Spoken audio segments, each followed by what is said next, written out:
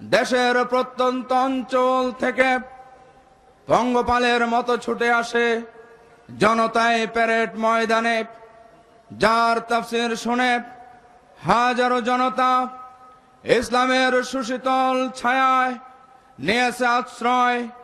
মিডিয়ার মাধ্যমে যার আলোচনার ঢেউ আশ্রে পড়েছে সুদূর আটলান্টিকের ওপারে, আর ছুটে আসছে মানুষ হিদায়াতের পথে। সেই বিশ্বনন্দিত মুফাসসির কোরআন এদেশের লক্ষ লক্ষ তরুণ যুবকের প্রেরণার উৎস, বিশিষ্ট পার্লামেন্টারিয়ান, জামাত ইসলামী বাংলাদেশের সংসদীয় দলের উপনেতা এবং ধর্ম বিষয়ক মন্ত্রণালয় সম্পর্কিত স্থায়ী কমিটির সম্মানিত সভাপতি, নন্দিত জননেতা হযরতুল আল্লাম আলহাজ মাওলানা দিলওয়ার হোসেন সাঈদী সাহেব এখন তার মূল্যবান তাফসীর পেশ করছেন। মোহতারাম প্রধান মুফাসসির এখন তাফসীর পেশ করছেন।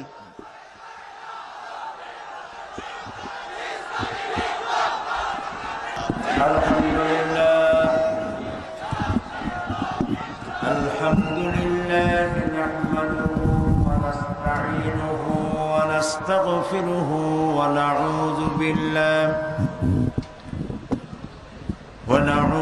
বিল্লাহি মিন শুরুরি আনফুসিনা ওয়া মিন সাইয়্যাতি আ'মালিনা। من يهد الله فلا مضل له ومن يضلل فلا هادي له ونشهد أن لا إله إلا الله وحده لا شريك له ونشهد أن سيدنا وحبيبنا ومولانا محمدا عبده ورسوله الذي أرسله بالحق بشيرا ونذيرا وداعيا إلى الله بإذنه وسراجا منيرا. فقد قال الله تعالى في كلامه المجيد وفرقانه الحميد: أعوذ بالله من الشيطان الرجيم. بسم الله الرحمن الرحيم. إن الله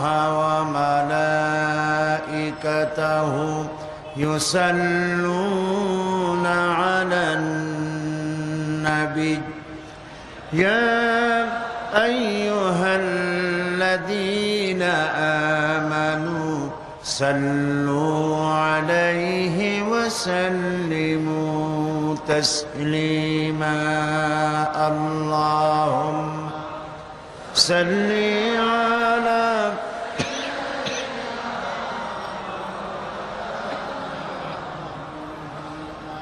وعلى آل سيدنا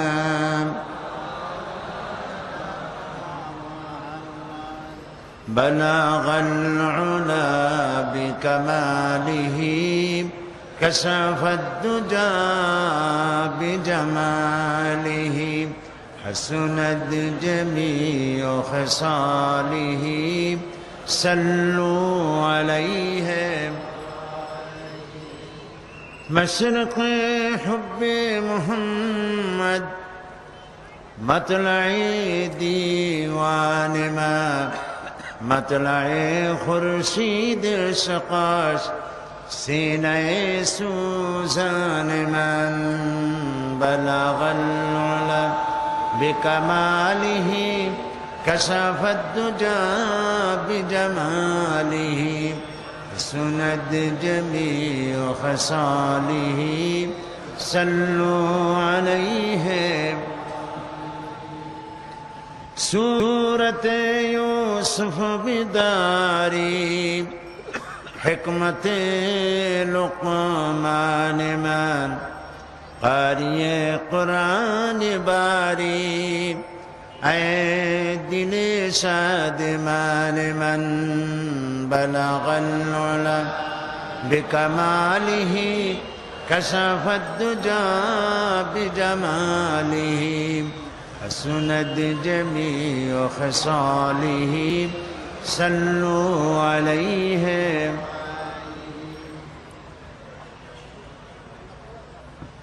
জনাব সভাপতি হযরত মাওলানা শামসুদ্দিন সাহেব দামাত বরকাতুহুল আলিয়া, আজকে মঞ্চে উপস্থিত এদেশের শীর্ষস্থানীয় আলেমে দ্বীন, মুফাসসিরে কোরআন হযরতুল আল্লাম আবুল কাসেম মোহাম্মদ সিফাতুল্লাহ, আন্তর্জাতিক খ্যাতিসম্পন্ন মুফাসসিরে কোরআন হযরত মাওলানা লুৎফুর রহমান সাহেব, হাজারাত উলামায়ে কেরাম, উপস্থিত আমার প্রিয় চট্টগ্রাম এবং বাংলাদেশের বিভিন্ন জেলা থেকে আগত, পার্শ্ববর্তী দেশ থেকে আগত সম্মানিত ভাইয়েরা, পর্দার আড়ালের মা এবং বোনেরা, সুপ্রিয় সাংবাদিক বৃন্দ, আসসালামু আলাইকুম ওয়া রাহমাতুল্লাহি তাআলা ওয়া বারাকাতুহু।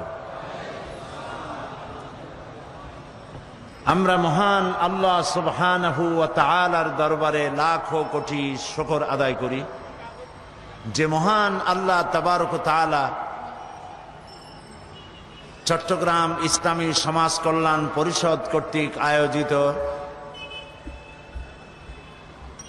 ঐতিহাসিক 5 দিনব্যাপী ঐতিহাসিক তাফসীরুল কোরআন মাহফিলের আজ 25তম বার্ষিকী দ্বিতীয় দিনে আমাদেরকে উপস্থিত হওয়ার তৌফিক এনায়েত করেছেন। আমরা সেই মনিবের দরবারে শুকরগুজার হচ্ছি। সকলে পড়ছি আলহামদুলিল্লাহ,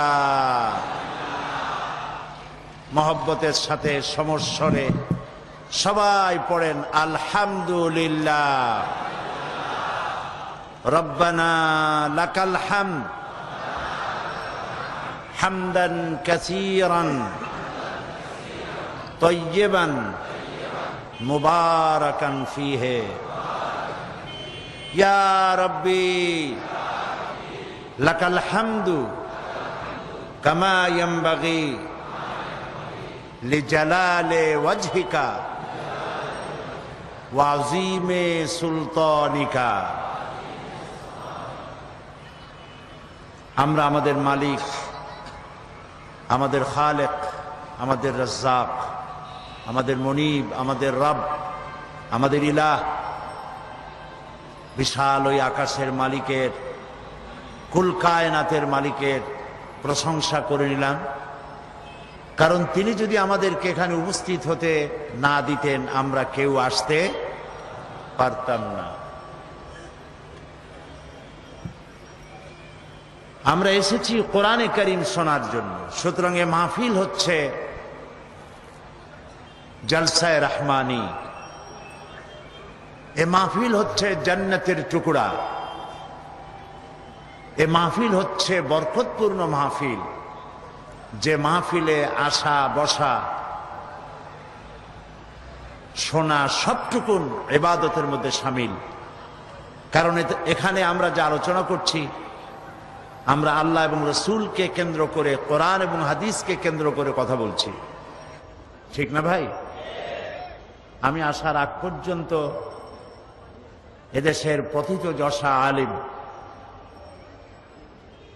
দেশ বরেণ্য শীর্ষস্থানীয় 2 জন আলেমের মুখে, মুফাসসিরে কোরআন, তাদের মুখে আপনারা কোরআনে কারীমের কথাই শুনেছেন। আমিও চেষ্টা করব আপনাদের সামনে কোরআনে কারীম থেকে বলার জন্য। তবে আমি কিছুই বলতে পারবো না যদি মনিব আমাকে তৌফিক এনায়েত না করেন। সুবহানাকা লা ইলমা লানা ইল্লা মা আল্লামতানা আলাইহি তাওয়াক্কালতু ওয়া ইলাইহি উনীব। সে আল্লাহ রাব্বুল আলামিনের দরবারে মিনতি করছি, লোকেরা বড় আশা করে আসে, আল্লাহ তাআলা তোমার গোলামকে দিয়ে, যারা এই মঞ্চে কথা বলেন তাদেরকে দিয়ে এমন কিছু কথা বলায়ও যা যারা বলেন এবং যারা শোনেন উভয়ের জন্য জনতা দুনিয়া এবং আখিরাতে কল্যাণমুখী হয়। আমরা বলি আমিন। প্রিয় ভাই সব, গতকাল আমরা আলোচনা করছিলাম সূরা আর রহমানের আল্লামাল কোরআন এই বিষয়ের উপরে আমরা কথা বলতেছিলাম। তার মানে হচ্ছে গোটা পৃথিবীতে, এই পৃথিবী আল্লাহ সৃষ্টি করে, কুল কায়নাতকে সৃষ্টি করে যত দয়া করেছেন, সমস্ত দয়া একত্রিত করলে কোরআন নাজিল করে যে দয়া করেছেন তার সমান হবে না। সর্বশ্রেষ্ঠ দয়া হচ্ছে যে কোরআনের মতো একখানা কিতাব তিনি আমাদেরকে দান করেছেন। আমরা বলি সুবহানাল্লাহ। এবং এই কোরআন আল্লাহ নাজিল করেছেন, দিয়েছেন এই কারণে আল্লাহ তাআলা বলছেন وَعَلَى اللَّهِ قَصْدُ السَّبِيلِ وَمِنْهَا جَائِرٌ وَلَوْ شَاءَ لَهَدَاكُمْ أَجْمَعِينَ। আর সোজা রাস্তা বলে দেওয়ার দায়িত্ব আমি আল্লাহর। যেখানে রয়েছে অসংখ্য বাঁকা পথ, এই অসংখ্য বাঁকা পথ হচ্ছে মানুষের তৈরি করা মতবাদগুলি, সব হলো বাঁকা পথ। মানুষের তৈরি করা মতবাদগুলি সোজা পথ না বাঁকা পথ? এই বাঁকা পথ সমূহের মধ্যে সোজা পথ বলে দেওয়ার দায়িত্ব আল্লাহ তাআলার। তিনি নিজে বলছেন এটা আমার দায়িত্ব, এটা আমি বলে দেব। আর তাই তিনি যুগে যুগে পেগম্বর প্রেরণ করেছেন এবং তাদের কাছে বাণী পাঠিয়েছেন, কিতাব দিয়েছেন। সর্বশেষ নবী এলেন আমাদের নবী, সর্বশ্রেষ্ঠ নবী, সর্বশেষ নবী, বিশ্ব নবী মুহাম্মদুর রাসূলুল্লাহ সাল্লাল্লাহু আলাইহি ওয়াসাল্লাম। আর তার কাছে শরীয়তকে, দ্বীনকে আল্লাহ তাআলা পূর্ণ করলেন, মুকাম্মাল করলেন, কমপ্লিট করলেন কোরআন নাজিল করে দিয়ে। সুবহানাল্লাহ। সেই জন্য এই কিতাব আল্লাহ তাআলা নাজিল করেছেন, যে কোরআন আমি আপনাদের সামনে আলোচনা করছি বা আমরা করতেছি, এ কোরআন হচ্ছে মহাবিশ্বের মহাবিস্ময়। এর থেকে আশ্চর্যজনক কিতাব এই পৃথিবীতে আর আসেনি। এ কোরআন শুধু মুসলমানদের জন্য নয়, আজ আমাদের 25 বছর পূর্তি উপলক্ষে আজকে যে মানুষের ঢল নেমেছে, এর মধ্যে নিশ্চয়ই হিন্দু ভাইরাও আছেন, অমুসলিম ভাইরাও এসেছেন, ঠিক নয় কি? আর যদি তারা নাই আসেন তাহলে প্রতি বছর মুসলমান হয় কারা? এই মঞ্চে আপনারা দেখেছেন শত শত, গত 25 বছরে শত শত হিন্দু, বৌদ্ধ, খ্রিস্টান এই মঞ্চে ইসলাম কবুল করেছেন, আলহামদুলিল্লাহ বলে। আমি কোরআনে কারীমের মাহফিলের পক্ষ থেকে সেসব অমুসলিম ভাইদেরকে সুস্বাগতম জানাচ্ছি, ওয়েলকাম করছি, খের মাকদাম করছি, মারহাবা বলছি, ধন্যবাদ জানাচ্ছি।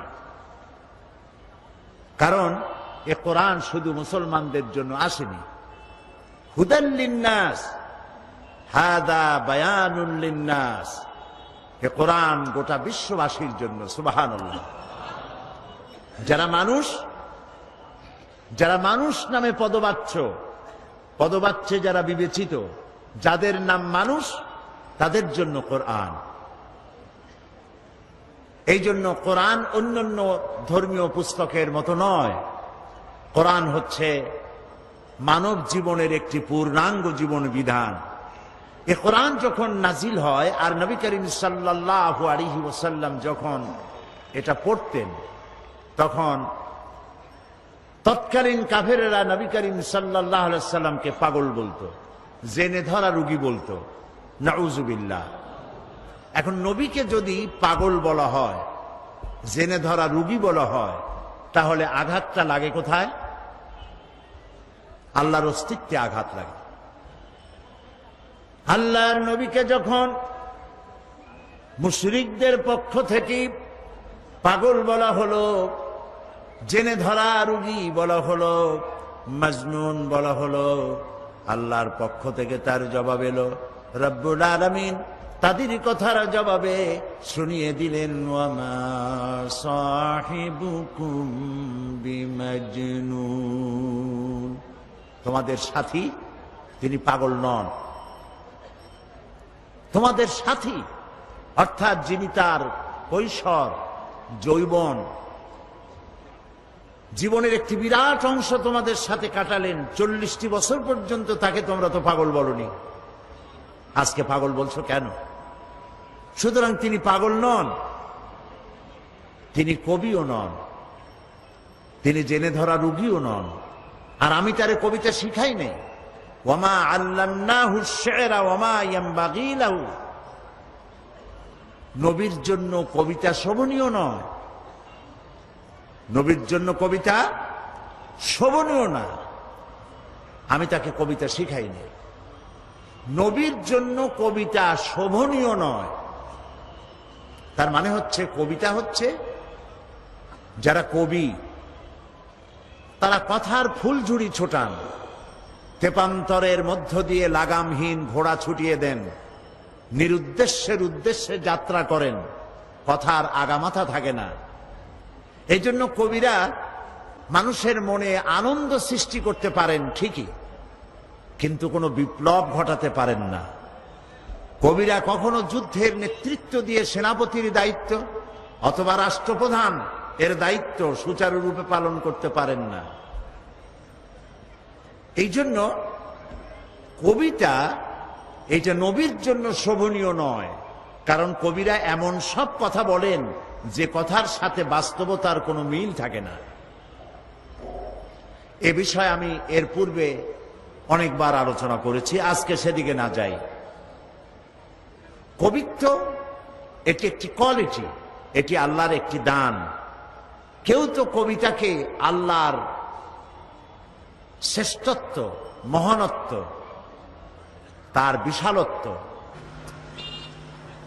এগুলি প্রচারের জন্য কাজে লাগায়, কথা বুঝতে পেরেছেন? আর কেউ তো কবিতা দিয়ে মানুষকে অশ্লীলতার দিকে আকৃষ্ট করে। সুতরাং কবিতা বা কবিত্ব একটি প্রতিভা, কিন্তু সেই প্রতিভা কোনো পূর্ণাঙ্গ প্রতিভা এমন নয় যা জাতি গঠনে কোনো বিপ্লবী ভূমিকা রাখতে পারে। এই জন্যে আল্লাহ রাব্বুল আলামিন বলছেন যে আমি আমার নবীকে কবিতা শিখাই নাই এবং কবিতা তার জন্য শোভনীয় নয়। নবী করিম সাল্লাল্লাহু আলাইহি ওয়াসাল্লাম যখন কোরআনের এই দাওয়াত দিচ্ছিলেন, সমাজে এই দাওয়াত যখন দিচ্ছিলেন, যেহেতু তিনি যখন কোরআন পড়তেন লোকেরা মনে করতো এটা বুঝি কবিতা। আপনি যদি কোরআন তাড়াতাড়ি পড়েন তাহলে মনে হবে যেন আপনি প্রবন্ধ পড়ছেন, আর যদি প্রতি আয়াতে থেমে থেমে পড়েন মনে হবে যেন আপনি কবিতা পড়ছেন। এটা ঠিক কিনা বলেন? দেখুন, আর রহমান আল্লামাল কুরআন খালাকাল ইনসান আল্লামাহুল বায়ান। থেমে থেমে পড়লাম মনে হলো যেন কবিতা। আবার যদি একসঙ্গে পড়ে যান, আর রহমানু আল্লামাল কুরআন খালাকাল ইনসান আল্লামাহুল বায়ান, এভাবে যদি আপনি না থেমে যদি পড়ে যান মনে হবে প্রবন্ধ। আর যদি আয়াতে আয়াতে থেমে থেমে পড়েন আগাগোড়া সূরা ফাতিহা থেকে নাস পর্যন্ত মনে হবে যেন কবিতা পড়ছেন। সুবহানাল্লাহ। এবং এই জন্য কোরআন মানুষের মুখস্থ থাকে বেশি। কোরআন মানুষ মুখস্থ করতে পারে একটি কাব্যিক ছন্দ, একটি কবিতার ছন্দের মতো। এর ভাষা এর লালিত্য, এর মাধুর্য, এর বাচনভঙ্গি, এর রচনা শৈলী একটা ভিন্ন প্রকৃতি। সে ব্যাপারে আমি কথা বলবো ইনশাআল্লাহ। তো আমরা বলছিলাম যে আল্লাহ তাআলা কোরআন নাজিল করেছেন, কোরআন শিখিয়েছেন মানুষকে, এবং এই কোরআন শিক্ষা দেওয়াটা হচ্ছে আল্লাহ তাআলার সৃষ্টি জগৎ মানুষের জন্য সব থেকে বড় দয়ার প্রমাণ। আর এই কোরআন যখন নবী করিম সাল্লাল্লাহু আলাইহি সাল্লাম তেলাওয়াত করতেন, ওরা মনে করতো কবিতা পড়তেছে, জেনে ধরেছে। হযরত ওমর রাদিয়াল্লাহু তাআলা আনহুর সময়ে, তিনি যখন জাহিল ছিলেন সে সময়ের এক ঘটনা, তার ইচ্ছা হলো তিনি নবী করিম সাল্লাল্লাহু আলাইহি সাল্লামকে নির্যাতন করবেন। তাকে খুঁজতে লাগলেন, খুঁজতে খুঁজতে তাকে পেয়ে গেলেন। তিনি মসজিদে হারামের মধ্যে নামাজ পড়ছেন, নামাজে দণ্ডায়মান, তিনি তেলাওয়াত করছেন। এখন হযরত ওমর ভাবলেন যে এখন তো নামাজ পড়তেছে, এখন কিছু করব না, নামাজটা শেষ হোক, তারপরে যেভাবে হয় আচ্ছা তরে মারধর করব, নির্যাতন করব। নবী করিম সাল্লাল্লাহু আলাইহি সাল্লাম তেলাওয়াত করতেছিলেন, আর এই তেলাওয়াত হযরত ওমর শুনতেছিলেন। তার হৃদয়ের মধ্যে প্রতিটি আয়াত যেন গ্রথিত হচ্ছিল।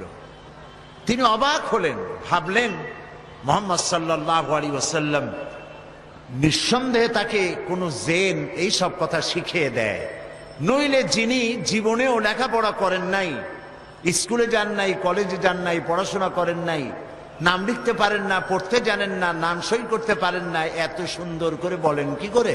নিশ্চয়ই কোনো জেনে শিখায়। হযরত ওমর বলেন, আমি যখন এই চিন্তা করছি মনে মনে, জেনের শেখানো কথা হবে বোধহয়, তখন তিনি নামাজের ভেতরে যা পড়লেন তাতে আমার মনে হলো যেন আমার কথার তিনি জবাব দিলেন। কি পড়লেন?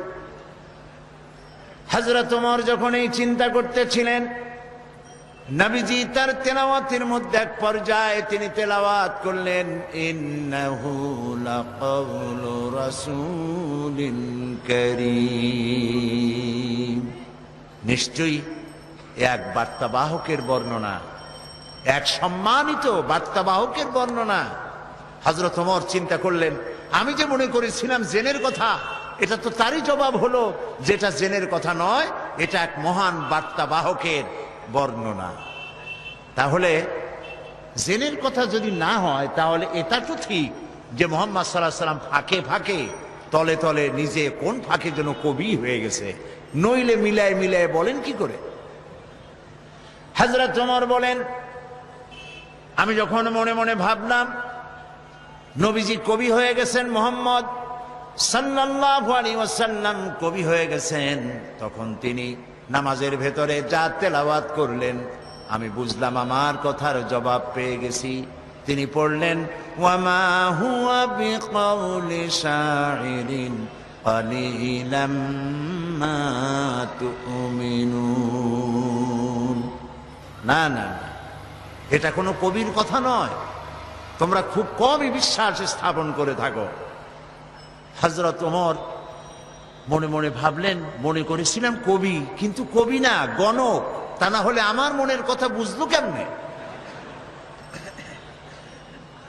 হযরত ওমর যখন মনে মনে ভাবলেন মুহাম্মদ সাল্লাল্লাহু আলাইহি ওয়াসাল্লাম শুধু কবি নন, গণক হয়ে গেছেন,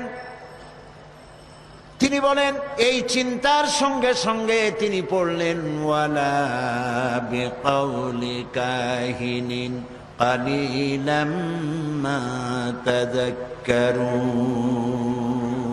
না না না, এটা কোনো গণকের কথা নয়, তোমরা খুব কমই উপদেশ গ্রহণ করে থাকো। হযরত ওমর বজ্রাহতের মতো হয়ে গেলেন। কি আশ্চর্য কথা! যা চিন্তা করি তার জবাব আসে নামাজের মধ্যে দিয়ে, কি সাংঘাতিক! এটা জেনের কথা নয়, এটা কবির কথা নয়, এটা গণকের কথা নয়, তবে এটা কি? হযরত ওমর বলেন, আমি যখন মনে মনে ভাবলাম তবে এটা কি, অমনি জবাব এলো, তিনি নামাজের ভিতরে পড়লেন, তানজিলাম মির রাব্বিল আলামিন। এটি মহান আল্লাহ রব্বুল আলামিনের বাণী, যিনি তামাম জাহানের পালনেওয়ালা রব, তার কাছ থেকে নাজিলকৃত এটি কিতাব। সুবহানাল্লাহ। হযরত ওমর বললেন, আমার মনে হলো যেন ইসলাম তার নিজস্ব আসন আমার কলিজার মধ্যে গেড়ে বসতেছে। প্রিয় ভাই সব, কোরআন নাজিল হতে থাকলো, নবী করিম সাল্লাল্লাহু আলাইহি সাল্লাম মুখস্থ করতে লাগলেন, আর আল্লাহ তাআলা দুনিয়ার মানুষকে শুনিয়ে দিলেন এই যে কোরআন, এ সবটা আল্লাহর বাণী। জোরে সোরে একবার বলেন তো, এটা কার বাণী? মানুষের যেন কোনো সন্দেহ না থাকে, এই জন্য রব্বুল আলামিন বলছেন, ওয়া মা ইয়ানতিকু আনিল হাওয়া ইন হুয়া ইল্লা ওয়াহিয়ুন ইউহা। আমার নবী কোরআনের ব্যাপারে যা বলেন সব আমার নাজিলকৃত কথা, আমার ওহী তিনি বলেন, নিজের থেকে বানায়া তিনি কিছুই বলেন না। দুনিয়ার মানুষকে কোরআন সম্পর্কে রব্বুল আলামিন গ্যারান্টি দিলেন, ওয়ালাউ তাকাওয়ালা আলাইনা বা'দাল আকাওয়িল।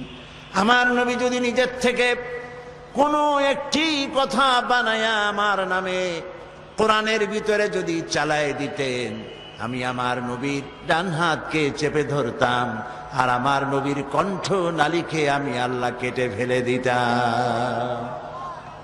একটি কথাও তিনি নিজের থেকে এর মধ্যে ঢুকান নাই। এর মধ্যে যত কথা, সব কথাগুলি কার? সবাই বলুন, আল্লাহ তাআলার বাণী দিয়ে ভরা। আল্লাহ তাআলা বলছেন, এর উপর থেকে, এর নিচের থেকে, এর ডান দিক থেকে, এর বাম দিক থেকে শয়তানের, বাতিলের প্রবেশের কোনো অধিকার নাই। মানুষের যেন কোনো সন্দেহ না থাকে, এই জন্য রব্বুল আলামিন বলছেন, ওয়া মা ইয়ানতিকু আনিল হাওয়া ইন হুয়া ইল্লা ওয়াহিয়ুন ইউহা। আমার নবী কোরআনের ব্যাপারে যা বলেন সব আমার নাজিলকৃত কথা, আমার ওহী তিনি বলেন, নিজের থেকে বানায়া তিনি কিছুই বলেন না। দুনিয়ার মানুষকে কোরআন সম্পর্কে রব্বুল আলামিন গ্যারান্টি দিলেন, ওয়ালাউ তাকাওয়ালা আলাইনা বা'দাল আকাওয়িল। আমার নবী যদি নিজের থেকে কোনো একটি কথা বানায়া আমার নামে কোরআনের ভিতরে যদি চালায় দিতেন, আমি আমার নবীর ডান হাতকে চেপে ধরতাম, আর আমার নবীর কণ্ঠ নালীকে আমি আল্লাহ কেটে ফেলে দিতাম। একটি কথাও তিনি নিজের থেকে এর মধ্যে ঢুকান নাই। এর মধ্যে যত কথা, সব কথাগুলি কার? সবাই বলুন, আল্লাহ তাআলার বাণী দিয়ে ভরা। আল্লাহ তাআলা বলছেন, এর উপর থেকে, এর নিচের থেকে, এর ডান দিক থেকে, এর বাম দিক থেকে শয়তানের, বাতিলের প্রবেশের কোনো অধিকার নাই। এটিকে হেফাজত করেছেন স্বয়ং আল্লাহ রাব্বুল আলামিন। কে হেফাজত করেছেন? আল্লাহ তাআলা নিজেই। এই জন্য কোরআন আল্লাহ নাজিল করেছেন, এই নাজিল করার জন্য একজন বিশ্বস্ত ফেরেশতাকে ব্যবহার করেছেন। সব ফেরেশতা আল্লাহর কাছে বিশ্বস্ত, যেহেতু ফেরেশতাদের এই মাজাল নাই, তাদের এই ক্ষমতাই নাই যে আল্লাহর হুকুমের বাইরে কোনো কাজ তারা করতে পারে। তাদের দায়িত্বই হচ্ছে আল্লাহর হুকুম মেনে নিজেদেরকে পরিচালিত করা। এর বাইরে কিচ্ছু করার কোনো গুঞ্জাইশ তাদের নাই। কিন্তু এই ফেরেশতাদের মধ্য থেকে একজন ফেরেশতাকে আল্লাহ বেছে নিলেন, যাকে আল্লাহ তাআলা বললেন শাদীদুল কুওয়া, যাকে বললেন রূহুল আমিন। আমরা তাকে কি নামে চিনি? মাশাআল্লাহ, আপনারা সবাই জানেন তার নাম হযরতে জিবরাইল আলাইহিস সালাম। তিনি হলেন আল্লাহ তাআলার জেনুইন, অথেন্টিক, স্পেশাল মেসেঞ্জার। সমস্ত নবীর কাছে এই ওহী পাঠাবার জন্য আল্লাহ তাকে ব্যবহার করেছেন। এই কোরআন সবটা হলো ওহী। এই কোরআনের মধ্যে সবটা কি? ওহী। এখন ওহী কি জিনিস সেটা আমাদেরকে বুঝতে হবে। ওহী শব্দের অর্থ হলো ইশারা করা। কোন জিনিসের ভাব উদ্রেক করে দেওয়া, মনের মধ্যে কোনো ভাবের উদ্রেক করে দেওয়া, ইশারা করে দেওয়া। এখন এই ওহী কয়েক প্রকার হয়ে থাকে। এই ওহীর কথা কোরআন শরীফে বলা হয়েছে, মৌমাছির কাছেও আল্লাহ ওহী করেছেন, আবার মুসা আলাইহিস সালামের মায়ের কাছেও ওহী করেছেন। তো মৌমাছির কাছে যে ওহী আল্লাহ করেছেন, সেখানে কি জিবরাইল এসেছিল? মুসা আলাইহিস সালামের মায়ের কাছে যখন ওহী করেছিলেন, তখন কি জিবরাইল এসেছিলেন? ওই ওহী কি ধরনের? আর নবীদের কাছে যখন ওহী হয়, সেই ওহী বা কি ধরনের? আসুন কোরআন থেকেই জানি। মৌমাছি সম্পর্কে আল্লাহ তাআলা বলেন, ওয়াআউহা রাব্বুকা ইলান নাহলি আন ইত্তাখিযী মিনাল জিবালি বুয়ুতা। তোমার রব মধুমক্ষিকাকে ওহী করলেন যে পাহাড়ে, বিল্ডিং এ, গাছে বাসা বানাও, ঘর বানাও, মৌচাক বানাও। এই যে ওহী করলেন, এখানে জিবরাইল আসে নাই। বিষয়টা হলো মৌমাছির মনের মধ্যে, মৌমাছির মন আছে কিনা? মন আছে কিনা? প্রত্যেক প্রাণীরই মন আছে। ওর মনের মধ্যে, ওর চিন্তার মধ্যে ভাবের উদ্রেক করে দিয়েছেন আল্লাহ তাআলা। সেই ভাবের উদ্রেকেই সে গাছে মৌচাক বেঁধেছে, বিল্ডিং এর কার্নিশে বেঁধেছে, আবার পাহাড়েও এই মৌচাক বেঁধেছে। এটা হলো এইরকম। এই ওহীর অর্থ হচ্ছে ইশারা করে দেওয়া, ভাবের উদ্রেক করে দেওয়া। আবার মুসা আলাইহিস সালামের মা সম্পর্কে আল্লাহ তাআলা বলছেন, ইয আওহাইনা ইলা উম্মিকা মা ইউহা। মুসা আলাইহিস সালামকে বলছেন, স্মরণ করো সেই সময়ের কথা যখন তোমার মাকে ওহী করা হয়েছিল। সেটা হলো, ফেরাউন বলেছিল যে আমার এই দেশে যত নারীরা গর্ভবতী হবে পাহারা লাগাও, এদের মধ্যে যে সমস্ত কন্যা সন্তান প্রসব করবে তাদেরকে বাঁচিয়ে রাখো, আর যত পুত্র সন্তান হবে সবগুলিকে মেরে ফেলো, যাতে মুসা আলাইহিস সালাম আসতে না পারে। কিন্তু এখানে কার কথা উঁচায় থাকলো? ফেরাউনের কথা না আল্লাহর কথা? কালেমাতুল্লাহি হিয়াল আউলিয়া। এখন আল্লাহ তো মুসা পাঠাবেন, ফেরাউন মুসা আসতে দেবে না। ইচ্ছা পূরণ হবে কার? এই 4-5 জনে কইলে হয় নাকি? জোরে জোরে কন্যা কার? আল্লাহ তাআলার ইচ্ছা পূরণ হবে। মুসা আলাইহিস সালামের মায়ের পেটে মুসা আলাইহিস সালাম এলেন। আল্লাহ তাআলা বলছেন, আমি তাকে ওহী করলাম। তার মানে হলো, যখন মুসাকে তিনি প্রসব করবেন, মুসা আলাইহিস সালামকে, তখন মুসা আলাইহিস সালামের মায়ের মনের মধ্যে ভাবের উদ্রেক করে দিলেন আল্লাহ তাআলা এভাবে, সন্তান প্রসব করেই তাকে একটি বাক্সের ভিতরে আটকাইয়া নদীর ভিতরে ছেড়ে দাও। এখানে জিবরাইল আলাইহিস সালাম আসেন। সুতরাং এই সব ব্যাপারে যত ওহীর কথা হয়, বুঝতে হবে ভাবের উদ্রেক করে দেওয়া, ইশারা করা। কিন্তু এই ওহী যখন কোন নবীর প্রতি ওহী করা হয়, বলা হয়, তখন বুঝতে হবে সেখানে এসেছিলেন কে? জিবরাইল আলাইহিস সালাম। এই কথাটি আল্লাহ তাআলা কোরআনে কারীমের মধ্যে বলছেন, ইন্না আওহাইনা ইলাইকা কামা আওহাইনা ইলা নূহিন ওয়ান নাবিয়্যিনা মিন বা'দিহি। নিশ্চয়ই আমি আপনার প্রতি ওহী নাজিল করেছি, এবং এই ওহী শুধু আপনাকে দিয়ে শুরু করি নাই, এই ওহী নাজিল করেছি আপনার প্রতি যেমন করে নাজিল করেছিলাম নূহ আলাইহিস সালামের প্রতি এবং তার পরবর্তী সমস্ত নবীদের উপরে। ওয়া আওহাইনা ইলা ইব্রাহিমা ওয়া ইসমাঈলা ওয়া ইসহাকা ওয়া ইয়াকুবা ওয়াল আসবাত। এবং এইভাবে করে ইব্রাহিম, ইসমাঈল, ইসহাক, ইয়াকুব আলাইহিমুস সালাম এবং তার আওলাদদের প্রতি যত নবী হয়েছে, প্রত্যেক নবীর কাছে আমি ওহী পাঠাইছি জিবরাইলের মাধ্যমে। আচ্ছা, জিবরাইলকে না দিয়া আল্লাহ তাআলা নিজে বললে অসুবিধা কি হইতো? প্রশ্ন উঠতে পারে। সে প্রশ্নের জবাব আল্লাহ দিচ্ছেন, ওয়ামা কানা লিবাশারিন আন ইউকাল্লিমাহুল্লাহু ইল্লা ওয়াহিয়ান আও মিন ওয়ারাই হিজাবিন أو يرسل رسولا فيوحي بإذنه ما يشاء। আল্লাহ তাআলা বলেন এটা কখনোই সম্ভব নয় যে আল্লাহ রাব্বুল আলামিন কোন মানুষের মুখোমুখি হয়ে কোন মানুষের সামনাসামনি হয়ে তিনি কথা বলবেন, এটা আদৌ সম্ভব নয়। আল্লাহ তাআলা কোন মানুষের সামনাসামনি কথা বলবেন, এটা আদৌ সম্ভব নয়। কারণ আল্লাহ তাআলা বলেছেন লা তুদরিকুহুল আবসার, কোন দৃষ্টি শক্তি আমাকে তার দৃষ্টির সীমার ভেতরে পরিব্যাপ্ত করতে পারবে না। সুবহানাল্লাহ কইতে ইচ্ছা করে না? মুসা আলাইহিস সালাম বলেছিলেন রব্বি আরিনি, আয় আল্লাহ আমি তোমারে দেখতে চাই। আল্লাহ তাআলা সাফ একটি জবাব দিয়েছেন লান তারানি, কখনো দেখতে পারবে না।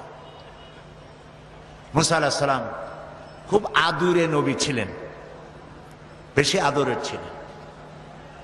তিনি যখন বেশি বেশি দেখতে চাইলেন, আল্লাহ তাআলা বললেন তাহলে একটু পরীক্ষা হোক, টেস্ট হোক, দেখতে পারবা কিনা তার একটা টেস্ট হতে হবে।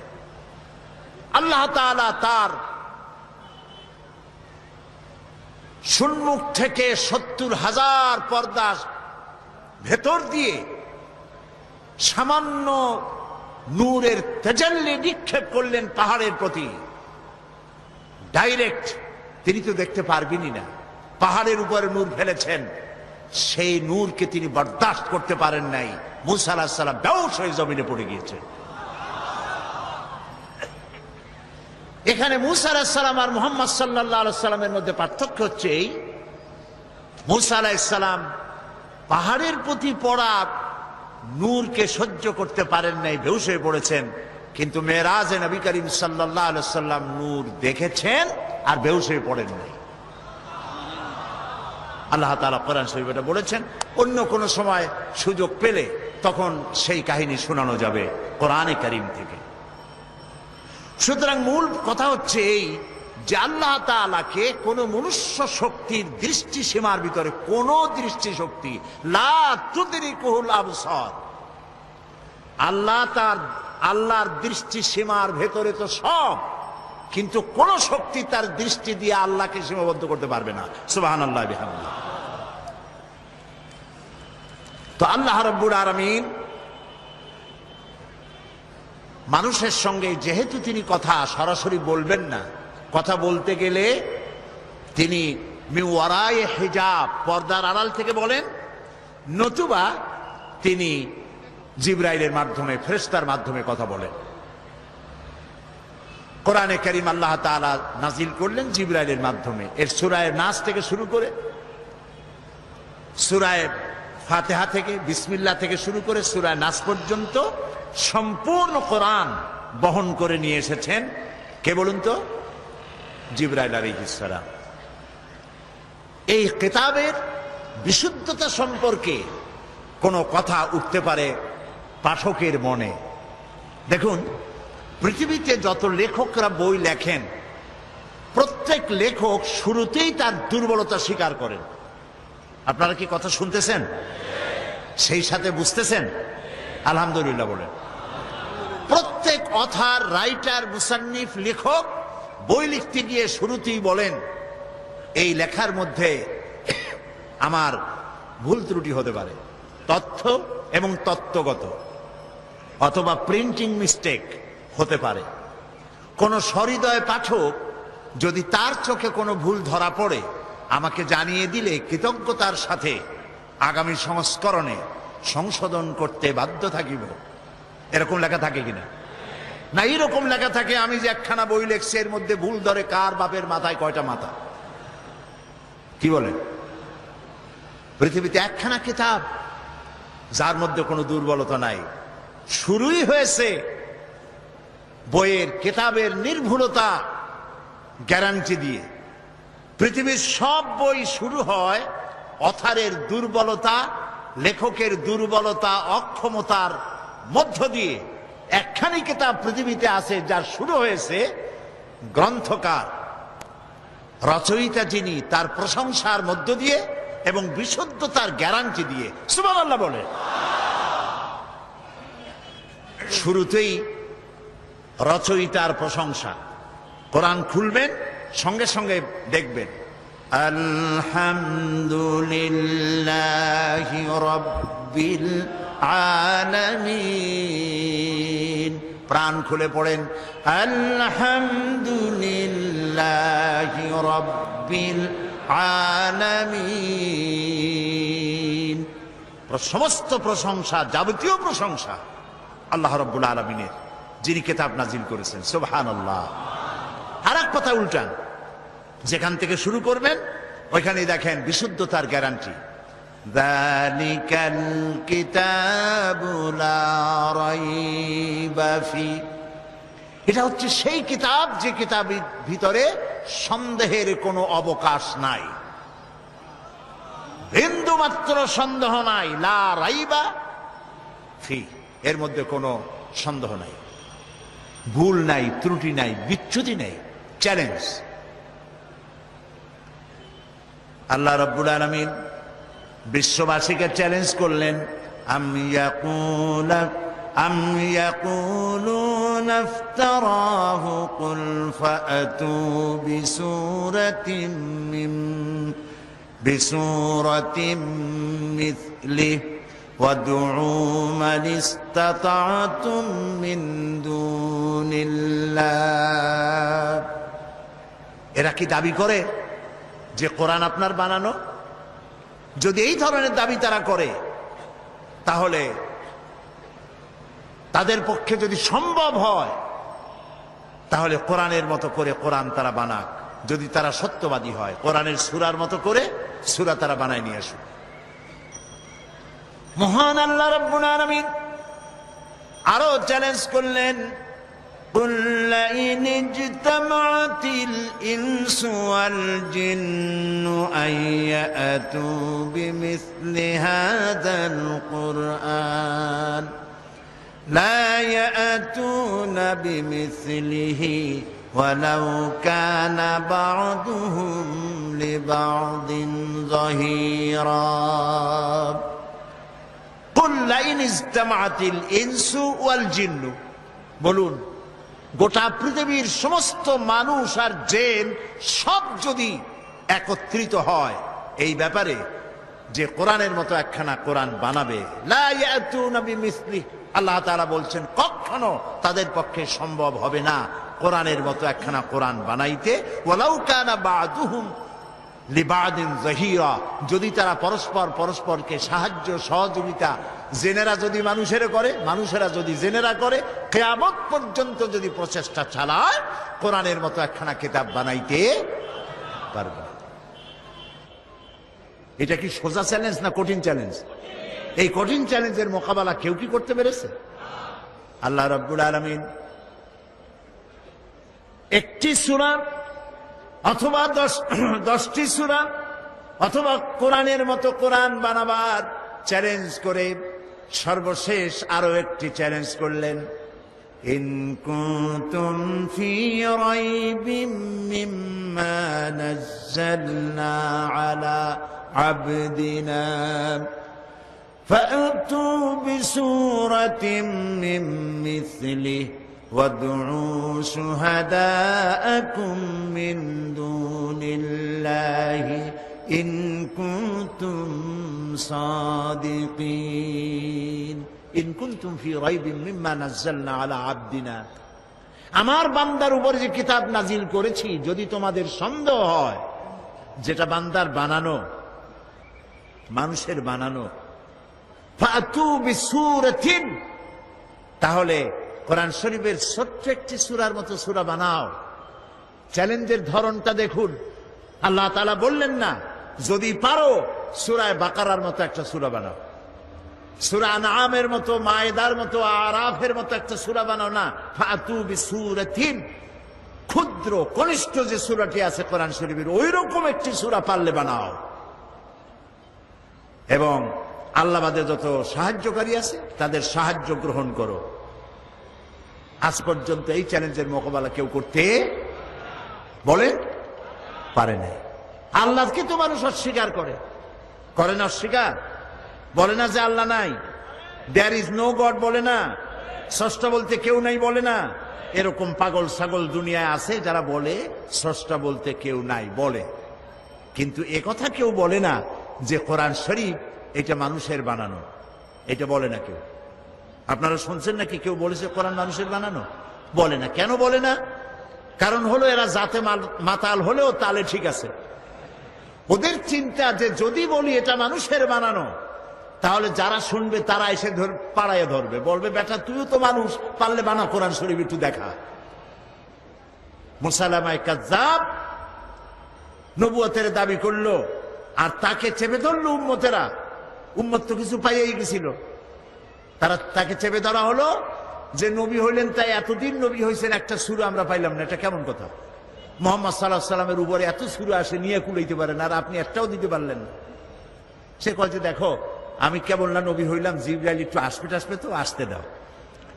তো ধীরে ধীরে একদিন বলল যে হ্যাঁ আমার কাছে এবার একটা সূরা দিয়ে গেছে, গভীর রাত্রে জিবরাইল আসছিল, সূরাটা দিয়ে গেছে। কি সূরা?